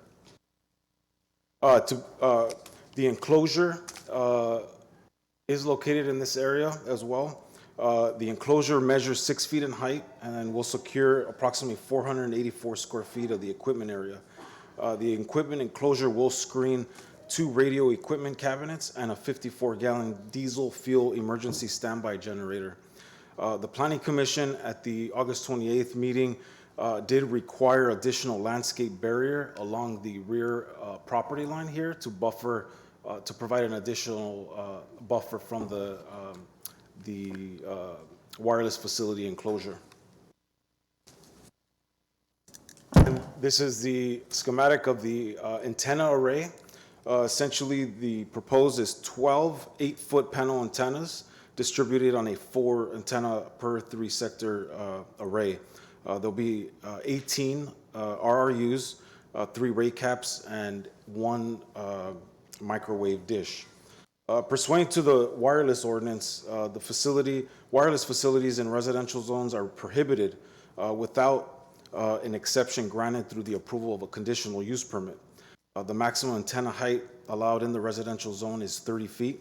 The proposed 52-foot tall facility obviously exceeds the maximum allowed in that zone. And as a result, the applicant has submitted a request for the design exception as pursuant to the municipal code. The applicant's design exception justification demonstrates that the facility must be placed and designed as proposed, with the minimum height necessary to service the area that is currently experiencing a gap in coverage.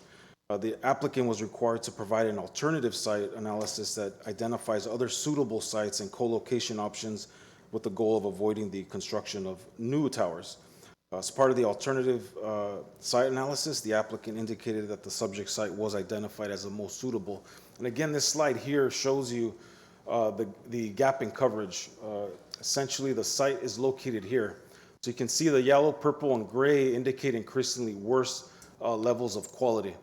So, and then you can see with the installation of the tower, you can see that the quality of service has improved. So it's removed that gap in coverage. Ron, what other options, what other areas were they proposing besides this one? Do we know where? I do not have a map. The applicant can provide further details on all the specific sites that were analyzed by the RF engineer. For that's all, I'll refer that to the applicant as well. So we don't have a PowerPoint. A map showing the entire, no. Okay. No, don't interrupt, please. Don't interrupt. I'll be opening a public hearing. I'll let you speak, okay? Thank you. Applicant's justification also indicates that the proposed facility will not create a significant visual impact because the design of the facility is a stealth facility in the form of a mono eucalyptus.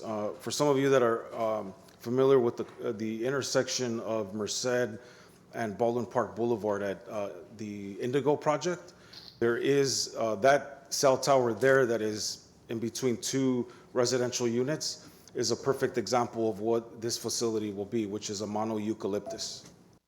Again, it's 52 feet in height. Again, you can see the antenna right here, the enclosure. Again, this is just another angle showing the antennas with respect to the antenna array. These are photo simulations. This is taken from Stitchman, which is across the wash. Here you can see the existing photo, and then here you can see the proposed photo sim. And again, that's showing they've indicated as required under the code to plant 2 mature trees adjacent to the proposed facility. Again, here is the existing photo without the mono eucalyptus, and here you can see the top of the proposed wireless facility from Channing Street. Again, this vantage point is from Big Dalton. Again, this is the existing, and then the proposed cell tower here. Again, this is from Sierra Way. You can see again the existing, and then the proposed cell tower, and again showing the mature tree adjacent to the proposed cell tower. All right, at this point, let's go and have the applicant come up. Very good. Thank you.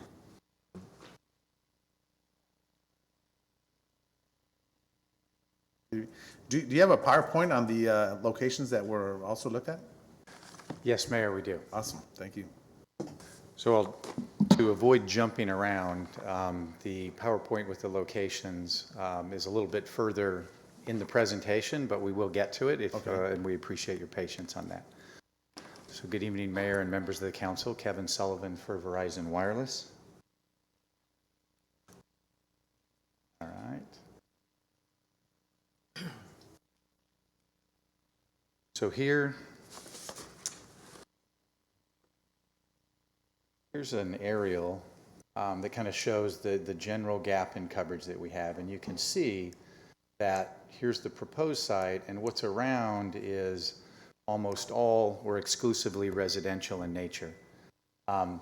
We've got Pacific up here, and you'll see in the alternative site analysis that we'll get to, we did look at some commercial and institutional uses that are sporadically located up here. They didn't work out, but even those commercial and institutional uses on Pacific have residential uses on 2 or 3 sides of them.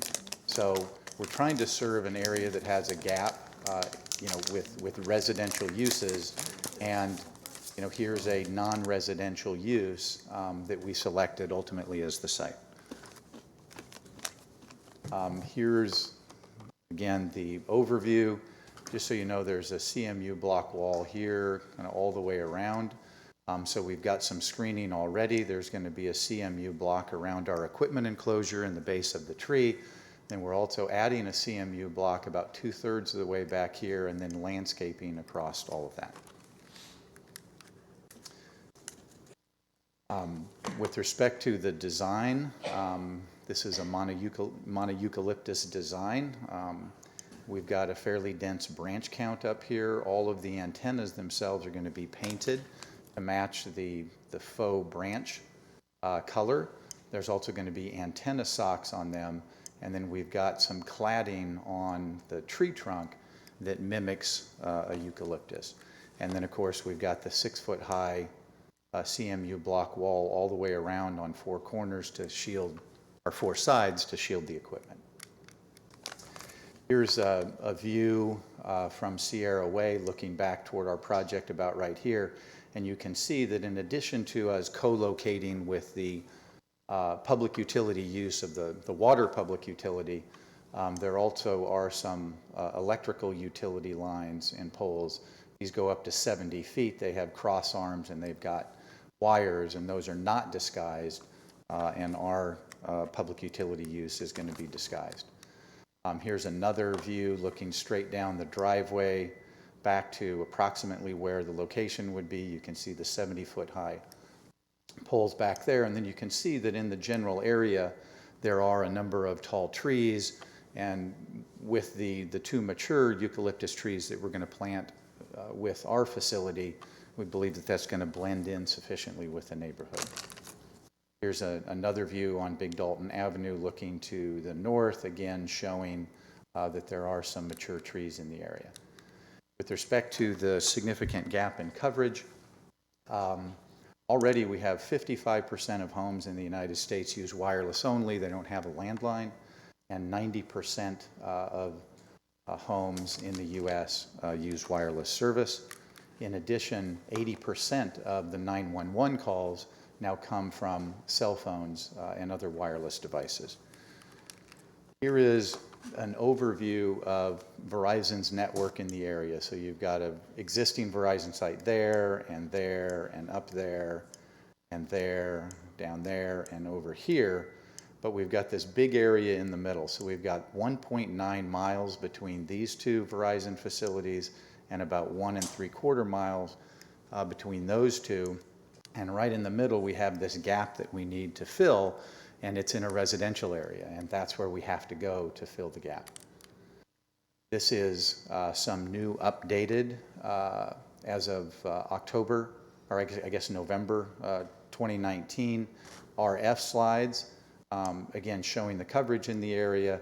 If it's not green, then there's not good in-building coverage, which is Verizon's objective. We want to get in-building coverage or penetration so that people can use their wireless devices in their homes for whatever reason, including work. Here is the updated RF slides with respect to the coverage area that we're going to have, the coverage footprint from what we call the Chevalier site. That's the subject site. It does a good job now of starting to connect with some of the the edges of the coverage footprint of some of the adjacent sites, and does a good job of filling the coverage gap. This is just some more of the same. With respect to property values, 75% of prospective home buyers say that good cellular connection was an important factor to them purchasing a home. With respect to millennials, 83% said that it's the most important factor that they have or that they utilize in buying a home. Health issues. I know there was a question about, there might have been a question from your mayor, and I'd be happy to address that specifically. The radiation. Yeah, so the Federal Communications Commission, the FCC, regulates all wireless carriers and all of their wireless towers. They all have to operate within health safety standards that have been set by the FCC in conjunction with the Environmental Protection Agency, the Food and Drug Administration, the Occupational Safety and Health Administration, and other federal agencies. And so they set these standards to protect human health safety, and typically the facilities are magnitudes less than what that protective level is.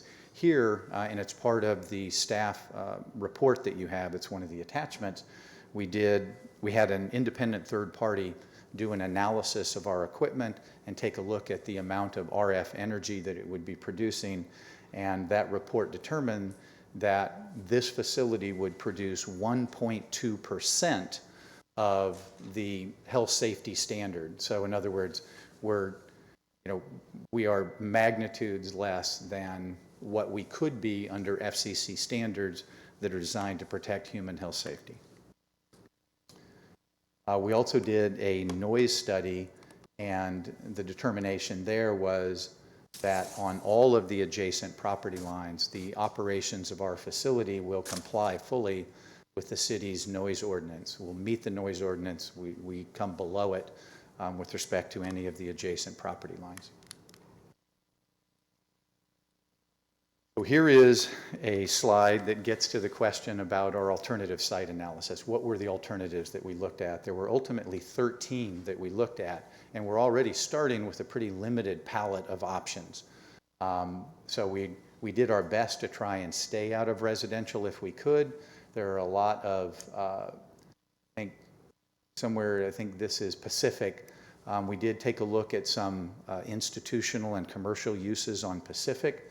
But we're not able to find the right fit. We either couldn't find a landlord who was willing to do a deal, we couldn't meet setbacks, we didn't have a high enough platform like a rooftop, for instance, to utilize. So here we need a facility that gets above this urban environment that we have, gets above a fairly dense array of homes, gets above the vegetation. And the top of antennas that we're proposing are at 46 feet. So for us to replicate that on an existing building, we would need a building that's 4 stories high, and those just don't exist in this particular area. So here's our proposed location. We did look at a number of other areas or locations or options in the area, and they did not fit for various reasons. And in fact, we started doing this in October of 2016, over 3 years ago. We started sending out letters to potential alternative sites to see who was interested. And eventually, over more than a year, we narrowed it down to this was the site where we had a willing landlord, where we could meet code, where we could get a facility that would allow us to fill the significant gap in coverage that we had. Here is a list of all of the sites. There are 6 on this page. And there are 7 on the next one. Recently, the Valley County Water District down here proposed another site. Unfortunately, it's probably over a mile, maybe 2 miles away, up around Arrow Highway. It's way outside of our search ring and way outside of any kind of area or location that could fill the gap that we have. I think you've already seen this.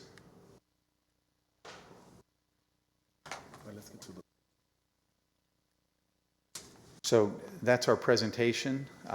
We've got some technical people here, some planning people here who worked on the application that can help answer any questions or assist in providing any information you need. All right. Thank you very much. At this point, I will go ahead and open up the public hearing for I'll start out with those that are in favor. So if you are in favor of this project, you come up to the lectern. Okay? See no interest? Oh, that are in favor. Okay, Jose. Oh, there's Javi back there. Good evening, Mayor, members of the City Council. My name is Jose Martinez. I'm the General Manager of Valley County Water District. Couple things. I've been probably working with this project for the last 3 years since I started at the district. This is something that water districts have done, and I've done many of these projects throughout my career of other water districts, most notably at the Walnut Valley Water District, where we did projects similar to this in the cities of Walnut and Diamond Bar in residential areas next to on our reservoirs, any property that we had.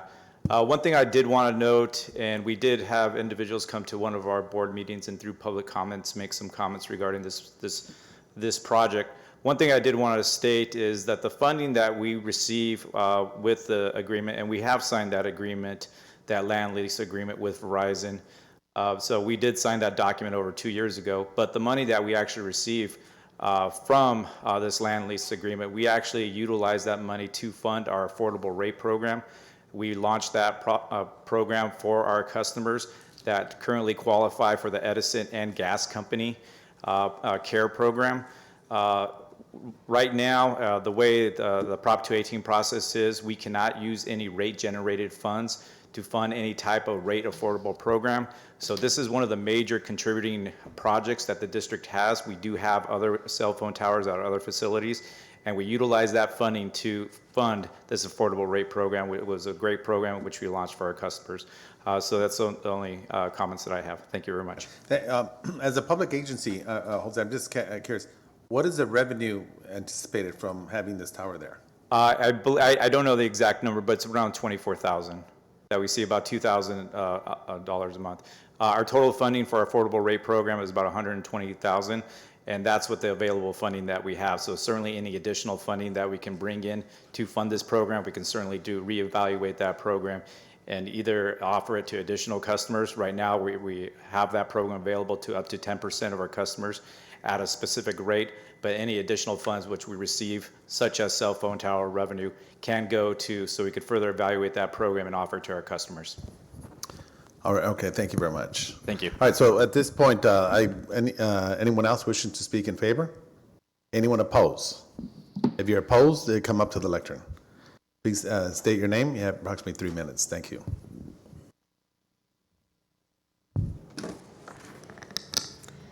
Good evening, Mayor and City Council. My name is Gloria Heredia, resident of Baldwin Park for 28 years. I happen to live on Sierra Way. As prominent leaders in our community, who we trust and to protect and serve our citizens of Baldwin Park, we are concerned and oppose the Planning Committee's decision and approval of CP 882, decided on August 28, 2019. It is the construction of the Verizon 52-foot cell tower in a residential zone within close proximity of resident structures. The building is about 10 feet from my backyard, and the cell tower would be about 10 feet, if not less, from my neighbor's backyard. Based on the information the Planning Committee reviewed and Verizon presented, it appeared to be incomplete to have made a well-informed decision, not considering the report completed on 10/14/19, which was after the fact, and it was completed with using Verizon's information. Building the 52-foot cell tower in a residential zone, an exemption allowed in the municipal code, but according to the municipal code, other alternative sites are to be considered. Commercial and industrial sites are to be exhausted. You did not properly address this exception. The analysis was not sufficient to say you have met this exception. So how was this decision or conclusion made? And if other sites were considered, what sites would those be? Why were they not adequate? The exception of height and zoning were not met. The facts were scarce, and the data was gathered by whom? to determine there was a gap in coverage?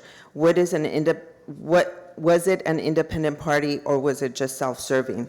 Was this provided? Who confirmed the need without bias or self-serving? Did you, as community leaders, did you use your due diligence in the name of our community and in our people? Per code section 153.181.100, exception, small letter B, shall significantly include an analysis comparing the operation of the facility as its proposed heights with its operation at the maximum height permitted herein. The applicant should also address whether the additional height would be required if the facility were located at a different site. The purpose of the analysis is to ensure the additional height is permitted only when technicality necessary for the provision of service. Code section, I was told I was going to have longer because we paid for the Go ahead and read it. Go ahead. That's fine. So 153.040.010 intent and purpose. Residential zones are established to provide residents with comfortable, healthy, safe, and pleasant living environments. Those zones should be separate from incompatible and disruptive activities that may conflict with this purpose. The property in question is leased or owned by Valley County Water, which has a debunked water well at its site, which was also a superfuel site, government funds given to clean up the well. And in fact, EPA labeled it as VOC, volatile organic compound. As this was not enough, you are also planning an above-ground power vault that will sit 8 feet from the residential property line. This will house the 15 kilowatt, 54 gallon diesel fuel backup generator. Other sites have complained about the constant buzzing coming from the vault. The vaults have been known to blow up, causing injury, property damage, and even death. Was this a money-motivated vote? Is this an arm's length transaction? Is there a bias in this vote? It is apparent that there are relatives on the city council team to those on the Valley County Water District. Is this a problem? What about emergency response access? Will that be through Big Dalton or through the flood controls where they have taken down the small chain link fence and put up a new taller chain link fence with access to this site? And the entrance on Big Dalton is very narrow. As a community, our concern is these towers have been known to catch fire and with debris may fall on homes, cause more damage and injuries and possibly death. Let's discuss the microwave drum to be installed, and what about the 5G aspect of this tower? Because the tower needs to be closer for the speed in 5G to work. Where is the next tower being built? As our community representatives, did you exercise your due diligence and do a site visit to see what it entails to have a 52-foot cell tower? Let's not forget the 2 live trees in 36-inch containers in a residential zone.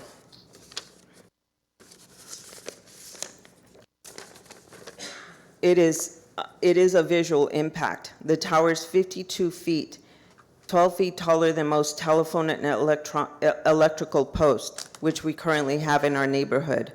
We already have industrial pollution at this site, jet fuel in the well. Noise pollution in the past was never addressed by the city or Valley County Water Districts. Regarding the noise and nuisance issue, can you guarantee the noise is going to be less than 5 decibels as prescribed in your standards of the Municipal Code 153.180.060? Let's consider a new site for Verizon's 52-foot tower. Located in industrial and commercial zones, we have several. The Marriott, City Hall, Walmart, co-locations on existing towers. There are currently several Verizon towers encircling Baldwin Park. Is there really a need for this tower in a residential residential area within 62 feet of an elementary school. I have read the reports. Some I could understand, others the prints were too small, and yet the only thing Verizon did was reiterate the code section in their proposal, but nothing to prove their due diligence, nor yours as public leaders of Baldwin Park. Very disappointed to see you all agree to this without even really looking into what was written. You encouraged us to appeal the decision. The cost was outrageous, and yet you're still moving forward with the 52-foot cell tower in the residential zone without the courtesy of listening to our appeal. Apparently, our plea may be falling on deaf ears.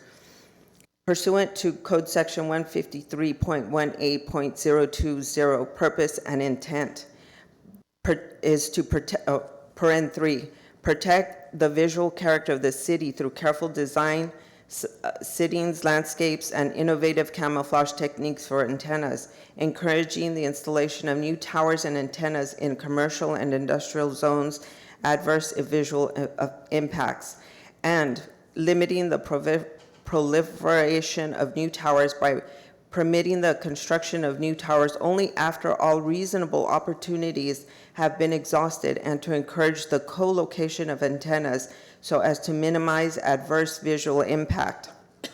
We ask you to reconsider and build a tower in a commercial or industrial site.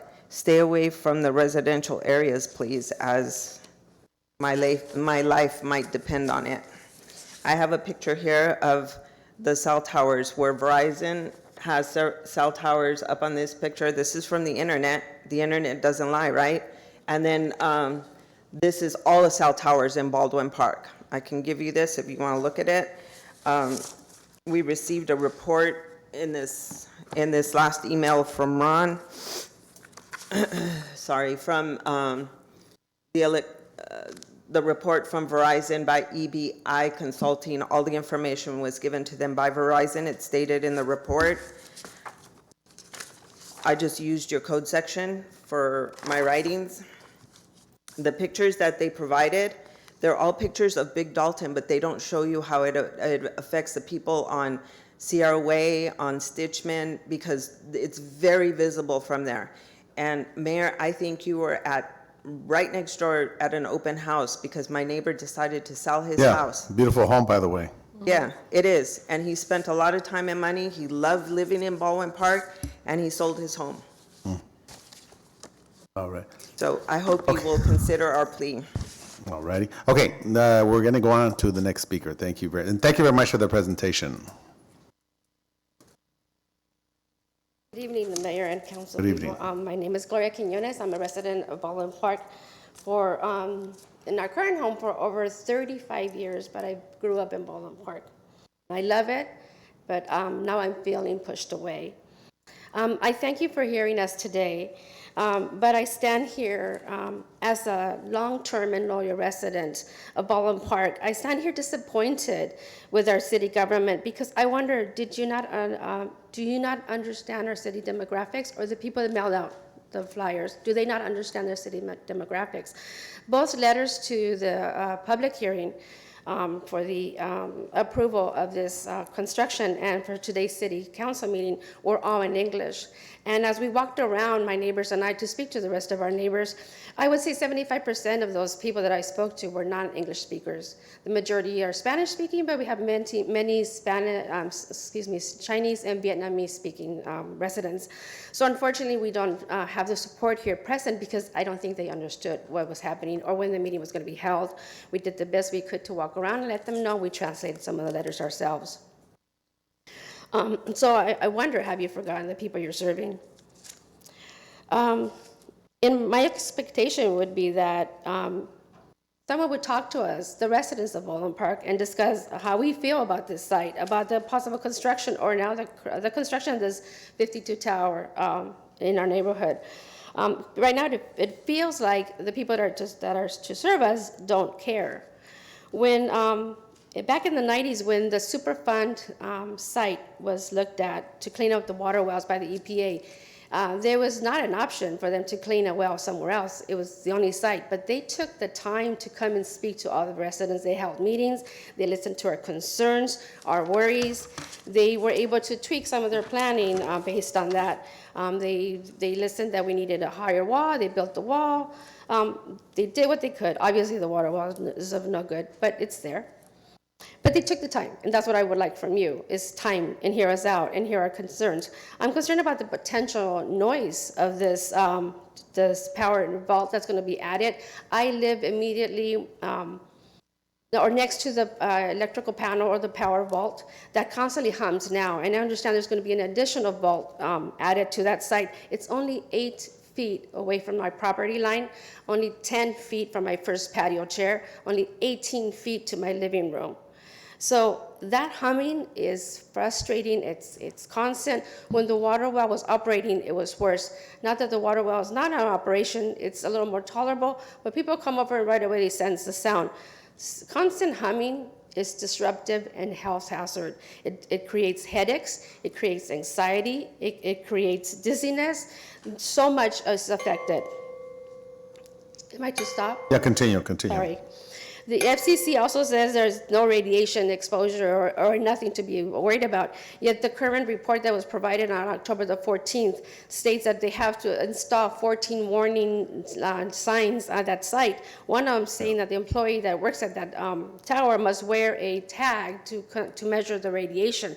So if they feel that it's safe, why can't the employee go work there without a radiation tag? But we're going to live there 24/7, so we will be exposed to plenty of radiation that is safe. I'm concerned of the 54-gallon diesel tank that will be nearby. That is a huge fire hazard. Who's going to promise me that it won't explode and that is not a hazard for us? I am concerned for the height of that tower. Should it catch fire, it could easily fall on one of my neighbors' homes. And if it catches fire, how soon will the emergency personnel be able to access it? The driveway from Big Dalton is quite narrow, or are they going to go through the channel, or are they going to go through our homes? And is it going to fall on somebody, on a person, creating, of course, injury or possible death? They mentioned in the proposal that they would look at zone and character, that there won't be a change to the visible site. 2 mature trees in a 36-inch box, I doubt will be of any help. But that's the least of my concerns. I really don't care so much about the aesthetics, but the radiation and the sound.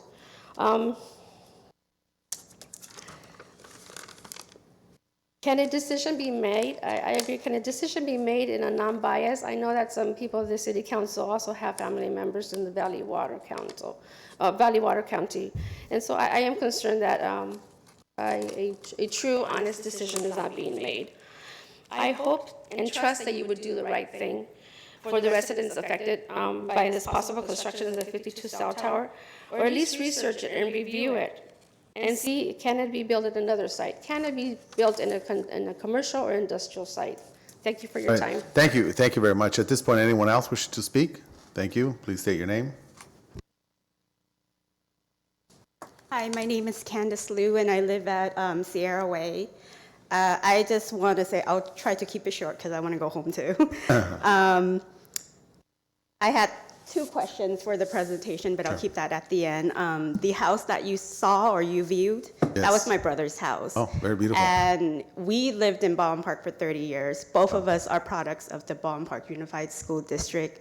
And he spent 5 years building that house, fixing it, and he loved it. So you could imagine the agony he had to go through to put that up for sale. The minute he heard a tower might be built right behind his backyard. One of the pictures shows the house with the pool. That's his house. So he is literally sleeping underneath the tower. And he has 2 kids, so obviously he's worried. I also want to say that as a longtime resident of Baldwin Park, if a cell tower does go up, I might be leaving too, because to me, I'm borderline millennial, and cell coverage is not important to me. My health is more important. Because as Councilwoman Avila says, we're all at risk. We could be one day at a very healthy place, And the next day, we might be, given a situation where we might be put out in the streets. So this might be something that contributes to it, and I'm not willing to risk that. The 2 points I wanted to make was, both presenters said there was limited cell coverage. Are we talking about just Verizon customers, or are we talking about everybody in general? And the other comment I want to make, he had said that about 75% of 911 calls come from cell phones, but my understanding is you don't need cell coverage to call 911. I just wanted to clarify that up. Thank you. Thank you. Thank you very much. Anyone else wishing to speak? Thank you.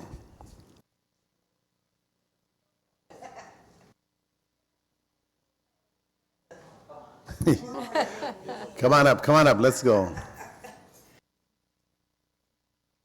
Slightly thrown off. My name is That's Diana fine. Alvarez. Uh-huh. I live on the Stitchman side. Okay. And what I was going to say is not going to work here right now. I do agree with a lot of the things that Gloria and the other Gloria have stated, and also that Candace has stated. Some of my concerns of a 52-foot cell phone tower there are, if it catches fire, where it sits in that lot, how are emergency services going to reach it? If the cell phone tower collapses, there is no fall zone because you're already saying it's 10 feet away from the fence. So minus 10, that means 40 feet, 42 feet, falling on top of that pool and the house. There's, possible destruction of property. Mm-hmm. How about if there's kids in the pool? They get, God forbid. I'm sorry. Okay. Collect myself here. Some of the other issues are the workers working in the cell phone towers. There have been accidents and deaths. Other issues, criminal activity, vandalism and graffiti, falling debris. Those are so close, 10 feet next to the fence. We get good Santa Anas, something detaches, it's not good. Other concerning situations would be, and this has been documented, the only reason I got this was I've read it, was suicides. People use them to commit suicide. So my question is, how do you propose to address those issues about emergency services? Also, again, to reiterate the gate, there was never a gate in the back there, and suddenly now there's a large access that's off the flood control channel. Is that legal? All right. And I guess I'm done. Thank you for listening. Thank you very much, appreciate that. All right, moving along,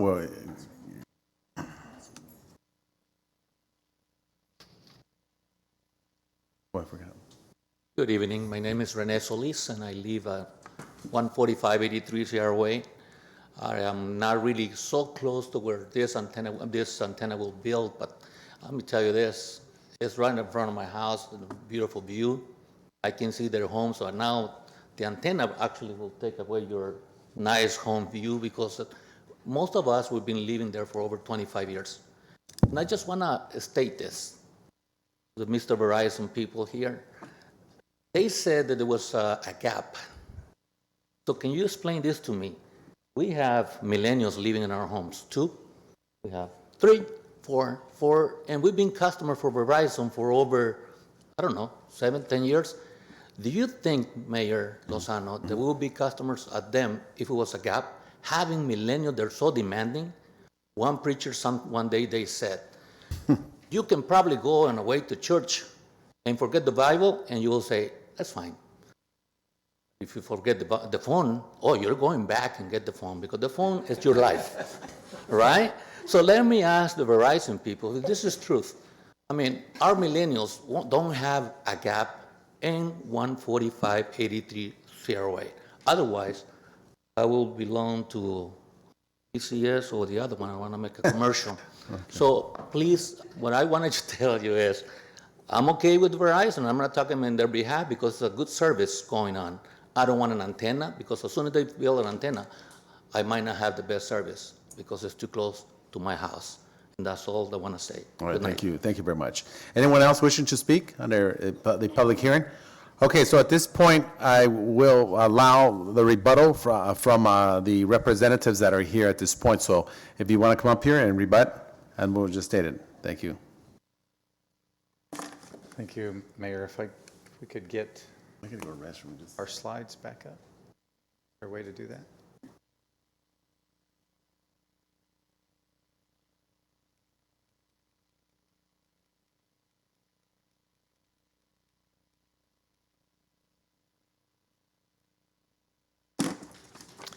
All right, so to address some of the issues that were raised, thank you for your patience. Verizon is going to have an unmanned facility. There will be service trips that come out approximately once a month, maybe once every 2 months after construction. But this is going to be an unmanned facility. There's not going to be people out there, every day doing any kind of work or activity. There's going to be very limited trips to this site. In addition, the diesel fuel generator is a backup generator. It only runs if there's an emergency, and it's not something that's going to be part of the everyday activities at this site. Regarding the towers and their structural integrity and whether they're going to catch fire and fall over, there's a requirement before we can build that we're going to have to submit a structural analysis test to the city building department. They're going to take a look at it and make sure that neighborhood safety is ensured. And I think anecdotally we can understand that there are thousands of similar facilities like this all around Southern California that are going to be facing the same circumstances, the same wind, the same whatever. And there just aren't any reports of these facilities falling over and doing any kind of damage. And that's because there's a requirement in every jurisdiction to make sure that that there's a structural analysis to ensure the structural integrity of the facilities. Also, this is not a 5G site. This is a 4G site. It's a macro site. It is being built specifically to serve the gap in coverage that is shown there. The facility is also 18 feet lower in height. So we've got 46-foot top of antennas, 6 more feet of branches on top to do additional concealment of the antennas. But even at 52 feet, we're at least 18 feet lower than the line of utility poles with cross arms and lines that run at the back of this water district lot. Again, regarding noise, we have to comply with the city code. Every use in the city has to comply with the city code. We've done a report that shows that our everyday operations will comply with the city code. We will be under the decibel level at every surrounding property line with respect to our day-to-day operations. And if we aren't, then the city is going to come over and hit us with a code enforcement action and make us comply. Regarding other locations, there was a discussion about we should go to an industrial or a commercial site. We'd love to if there was one in the area. We know that we wouldn't get opposition. We probably would get a director's decision. We would have had a permit months ago, maybe years ago even. But the problem is in this gap area, there is no industrial or commercial area that we can go in. We're trying to serve a gap in a residential area. We have to put our facility there. And we've done so, try to do so in the least intrusive means possible. Again, we have a design with a dense branch count. We've got painting the antennas, antenna socks, cladding on the tree trunk, adding the 2 trees adjacent to it. And so we're providing a good design with respect to the location that we have. Regarding FCC warning signs, every single cell facility, a macro site like this in the United States, is required by the FCC to post warning signs. Those are not for adjacent residences. They are for the workers that are up close and personal with the antennas and may be there, for whatever reason to do some kind of maintenance. But again, the FCC sets the health safety standards that every one of these facilities has to comply with. That standard is up there. We're at 1.2% of that standard with respect to the RF energy that comes off of this site. So, Verizon did an analysis. Its RF engineers took a look at this type of data showing where we have coverage, showing where there are gaps, there are customer complaints, there's drive test data. These facilities cost a significant amount of money to put in. If there wasn't a gap here for our network, if there wasn't a need to make sure that all of these surrounding facilities could talk to each other, that there can be a handoff between some of these facilities of the signal as people are passing through the area or living there, if we didn't need it, we wouldn't build it. Verizon isn't in the business of building very expensive facilities that it doesn't need. So we have determined that there is a gap here. We've done our best to locate it in a spot that's going to be as least as intrusive as possible, and we put a good design on it. We're going to make sure that it's safe, that it complies with all city codes, and we would request, therefore, that the council would uphold the Planning Commission's unanimous approval of this project and deny the appeal. All righty. At this point, I just, of course, my concern is, first of all, this would not be occurring in an affluent community. We obviously know that. And that is a concern of mine. And the fact that the proximity to the homes, and you mentioned that you're saying that residents there don't have contact. I mean, they lack the coverage. Are these complaints, or how do you get that information? Again, there are customer complaints that the Verizon receives. The RF engineers have done that analysis. They had that data. It's discussed in the two RF engineers letters, or RF engineer letters that we provided the city, the updated one tonight. But these maps also show that there's a significant gap in coverage. The green colors are good in-building penetrating coverage that allows people to use their devices wirelessly in their homes. The yellow is typically, in-car or outdoor, and you can see that there's very little yellow and no green basically in this entire area.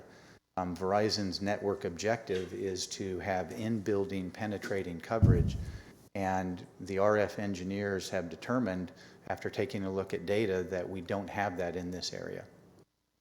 Go ahead. Vice Mayor Monica Garcia. Thank you. I just want to say that I appreciate, your presentation and have actually been in your shoes. So I fully appreciate the work that has gone into this project, probably more than you will recognize tonight. I do want to say that I have also sat on the Planning Commission and have supported numerous projects. But I have also, really advocated for commercial and co-location. And when I look at this site, I just think, it's going to be an eyesore, and it's the aesthetics that are a concern for me, because 52 feet, although it is being screened by eucalyptus tree, and I appreciate that, and I know that it is expensive, I think it will still be aesthetically unpleasing for the neighborhood, not even to go into, some of the other concerns that were presented by the community. And I do want to mention to the community that this item came before the Planning Commission. So this is the first time that we here on the City Council are hearing this. And in the past, I'm a Verizon customer.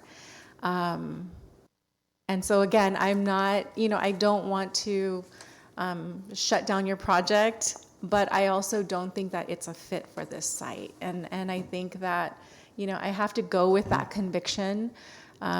Just having had exposure to this on both sides. And I know that, it is a great site for you. You found a partner, Valley County Water District, that is amenable. And but perhaps could we consider there is Puente and Pacific intersection, with, and I saw that you tried working with 7-Eleven across the street. There is a new building that's going in. Perhaps that would, screen a little better.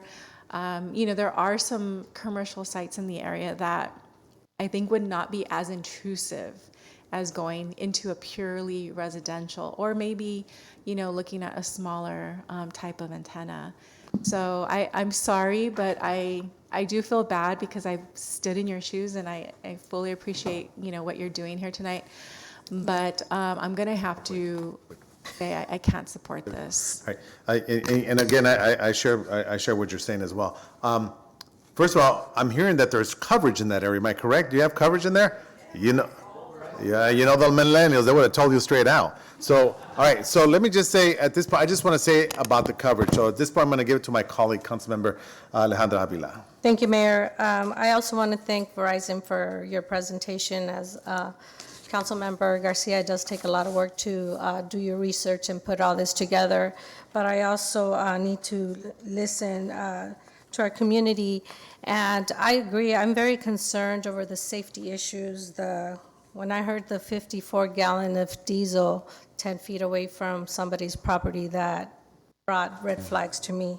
The aesthetics I'm not so concerned about. I am concerned about the height of the tree. And again, in an emergency, I hear your concerns. How is anybody going to get to that tree or whatever it is to put it out in case of a fire, or if it falls, God forbid it falls into a property. We never know what's going to happen. There could be an earthquake. I am concerned. I don't think it's a good location for that. As Councilmember Woman Garcia said, maybe by the 7-Eleven. I don't know, maybe by Walmart. There's no homes out in the area, but maybe you should do a little more research of other locations for this. Thank you. Mayor? Oh, yes, Councilmember Ricardo Pacheco. First, I want to thank all of you for coming out, our residents. I appreciate all of you coming here and expressing your concerns. We're here late at night, and you're here, so your concerns are my concerns as a representative of the community.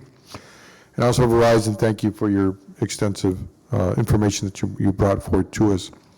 And I wanted to mention that, I have a family member on the water board. It's my wife. Her and I never talk politics. If we did, we'd probably live in 2 separate homes. But let me just state that one of you said, you guys said a lot. I mean, I commend all of you for the extensive information you brought forth, the research you did from the water quality and all the issues that impact your homes, and that was impressive. I mean, I hire you for staff. You guys did so much research. You guys did an outstanding job. So thank you for bringing forth that. And I sided with all of you. I think all of you brought very valid concerns and issues, and I represent the community. I represent you and your concerns, and I'll do that. I think Verizon, you need to do a better outreach to the community. I mean, maybe there should have been one of the speakers that came up talked about how when the water was being there was a lot of contamination, and they were talking about what was that called, was it? Well, was it the Superfund sites? And I remember that there was a big issue going on in the community. The EPA came out, and so that's why a lot of people were being informed. So I just think that there needs to be more outreach, just the same way to all of you guys. If Verizon had done its homework and talked to these homeowners in this community, maybe would have been all approved. But I think you guys need to do more outreach, more homework. If I get the community saying, yeah, we like this site, I think it's great, I'll support it. But I can't do it if my residents haven't been talked to, outreached. They spoke about the different languages that we have here, Spanish, English, Vietnamese, all the Asian languages, and it was only printed out in English. So I think those issues have to be addressed, and that. So yeah, I don't think I could support it at this time. But anyways, Mayor, continue. Thank you. Thank you very much. So at this point, Councilmember Paul Thank you very Hernandez. much. First and foremost, I just, again, the folks and the residents have certainly emailed us and provided quite a bit of overview this evening. There are a lot of things that were stated this evening, at least from those that are asking us to deny this application. I certainly don't agree with all of them, but there are certain aspects that I certainly agree with, similar to what Councilmember Garcia and Avila stated.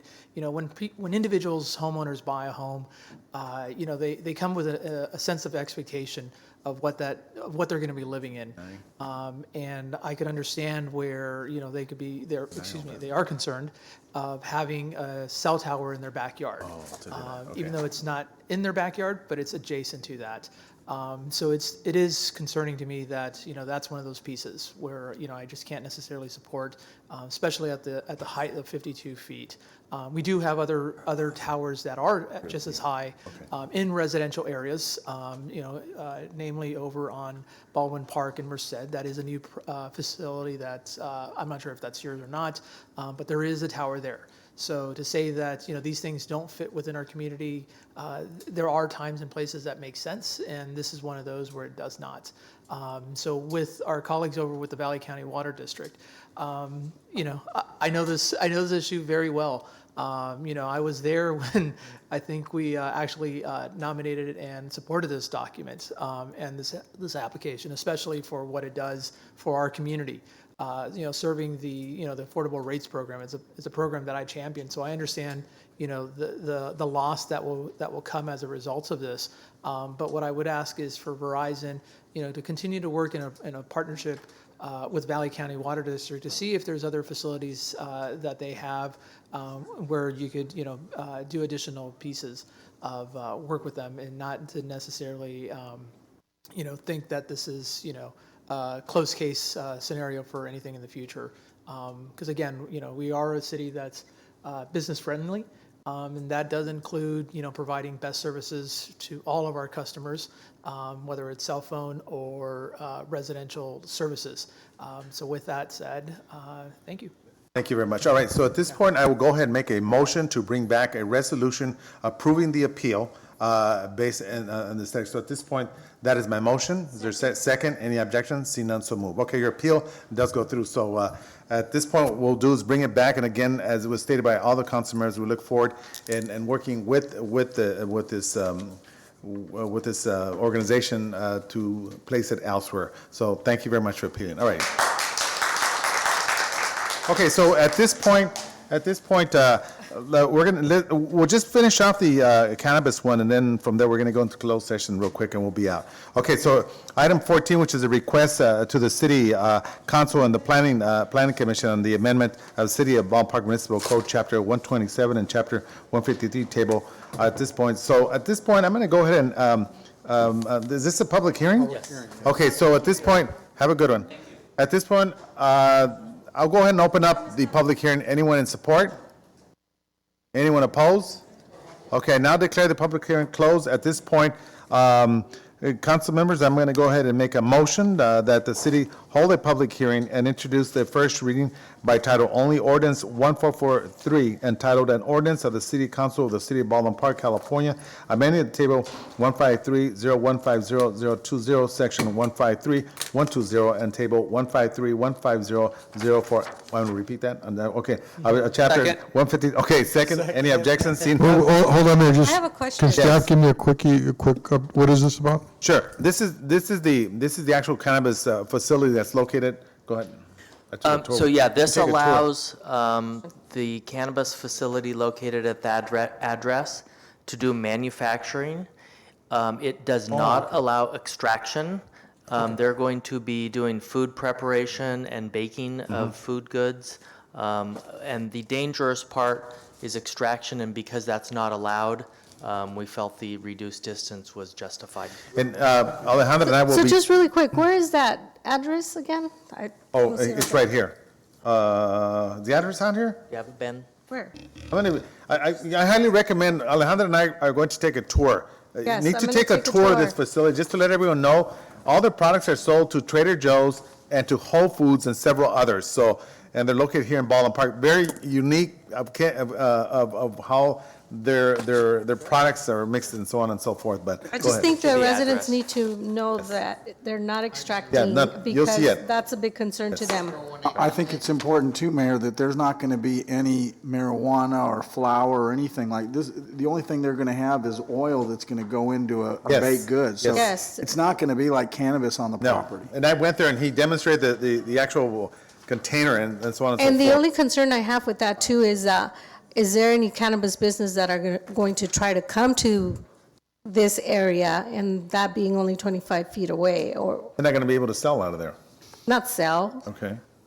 Would only be able to do this exact type of Okay, use. perfect. And Thank they you. would have to come to you for a permit and approval and background check. We'll take a tour on that. Can you Yes, set that up we for need me a so we tour. can go there? Okay, all right. So at this point, we're going to go ahead and review commission updates for the next meeting, and then 16 for the following meeting as well. And then now I will go ahead. So at this point, I will go ahead and close the city council. That's my motion. Second. Any objections? See none, so moved. At this point, I'd like to open the Ballpark Charitable Relief Foundation, also known as BPCRF. So at this point, we have the new business. We have the approval of meetings. At this point, I'll make a motion for items 1 through 3. That's my motion. Second. Any objections? See none, so moved. All right, so at this point, I'll go ahead and adjourn the meeting. That is my motion. Second. Any objections? See none, so moved. At this point, good evening, Viva Ballpark Park. Nope. We're going into closed session. Maybe we don't want, you want to close this back in and we're out. Well, no, I already closed it. City council, yeah. Okay, this yours? Thank you, it was a great play. You wanna stop there, Disney? That's why you have it up. What's that?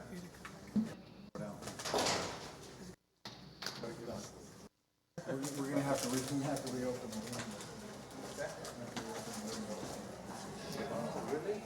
So should I leave it open then? They're still late, guys. All right, real quick, I will go ahead and open up the city council meeting so we can report out for that meeting. So at this point, I make a motion. Is there a second? Second. Any objections? See none, so moved. All right, thank you. No.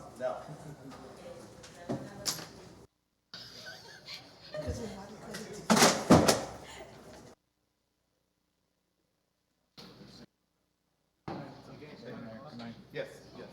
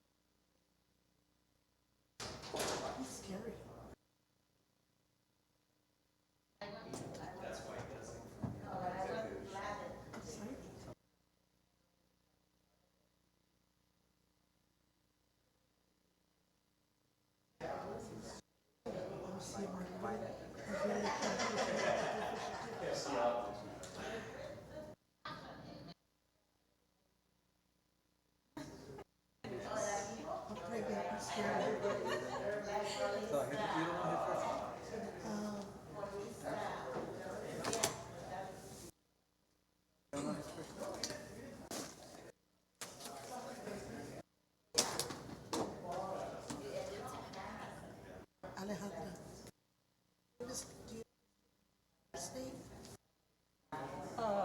Yes. I know, that's. I just drew a blank. Hold on. It'll come back to me.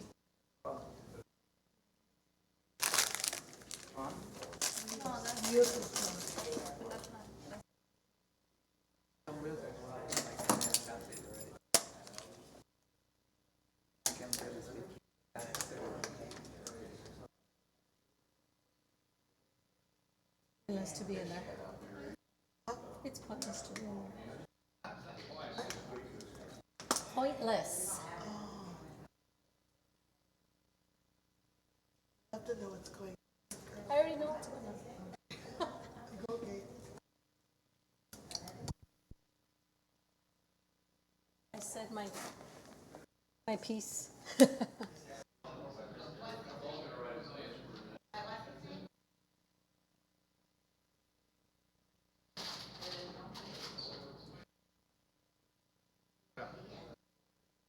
going to report out. You know what? Do me a favor. All right. Okay. At this point, when I report out. Okay. Right.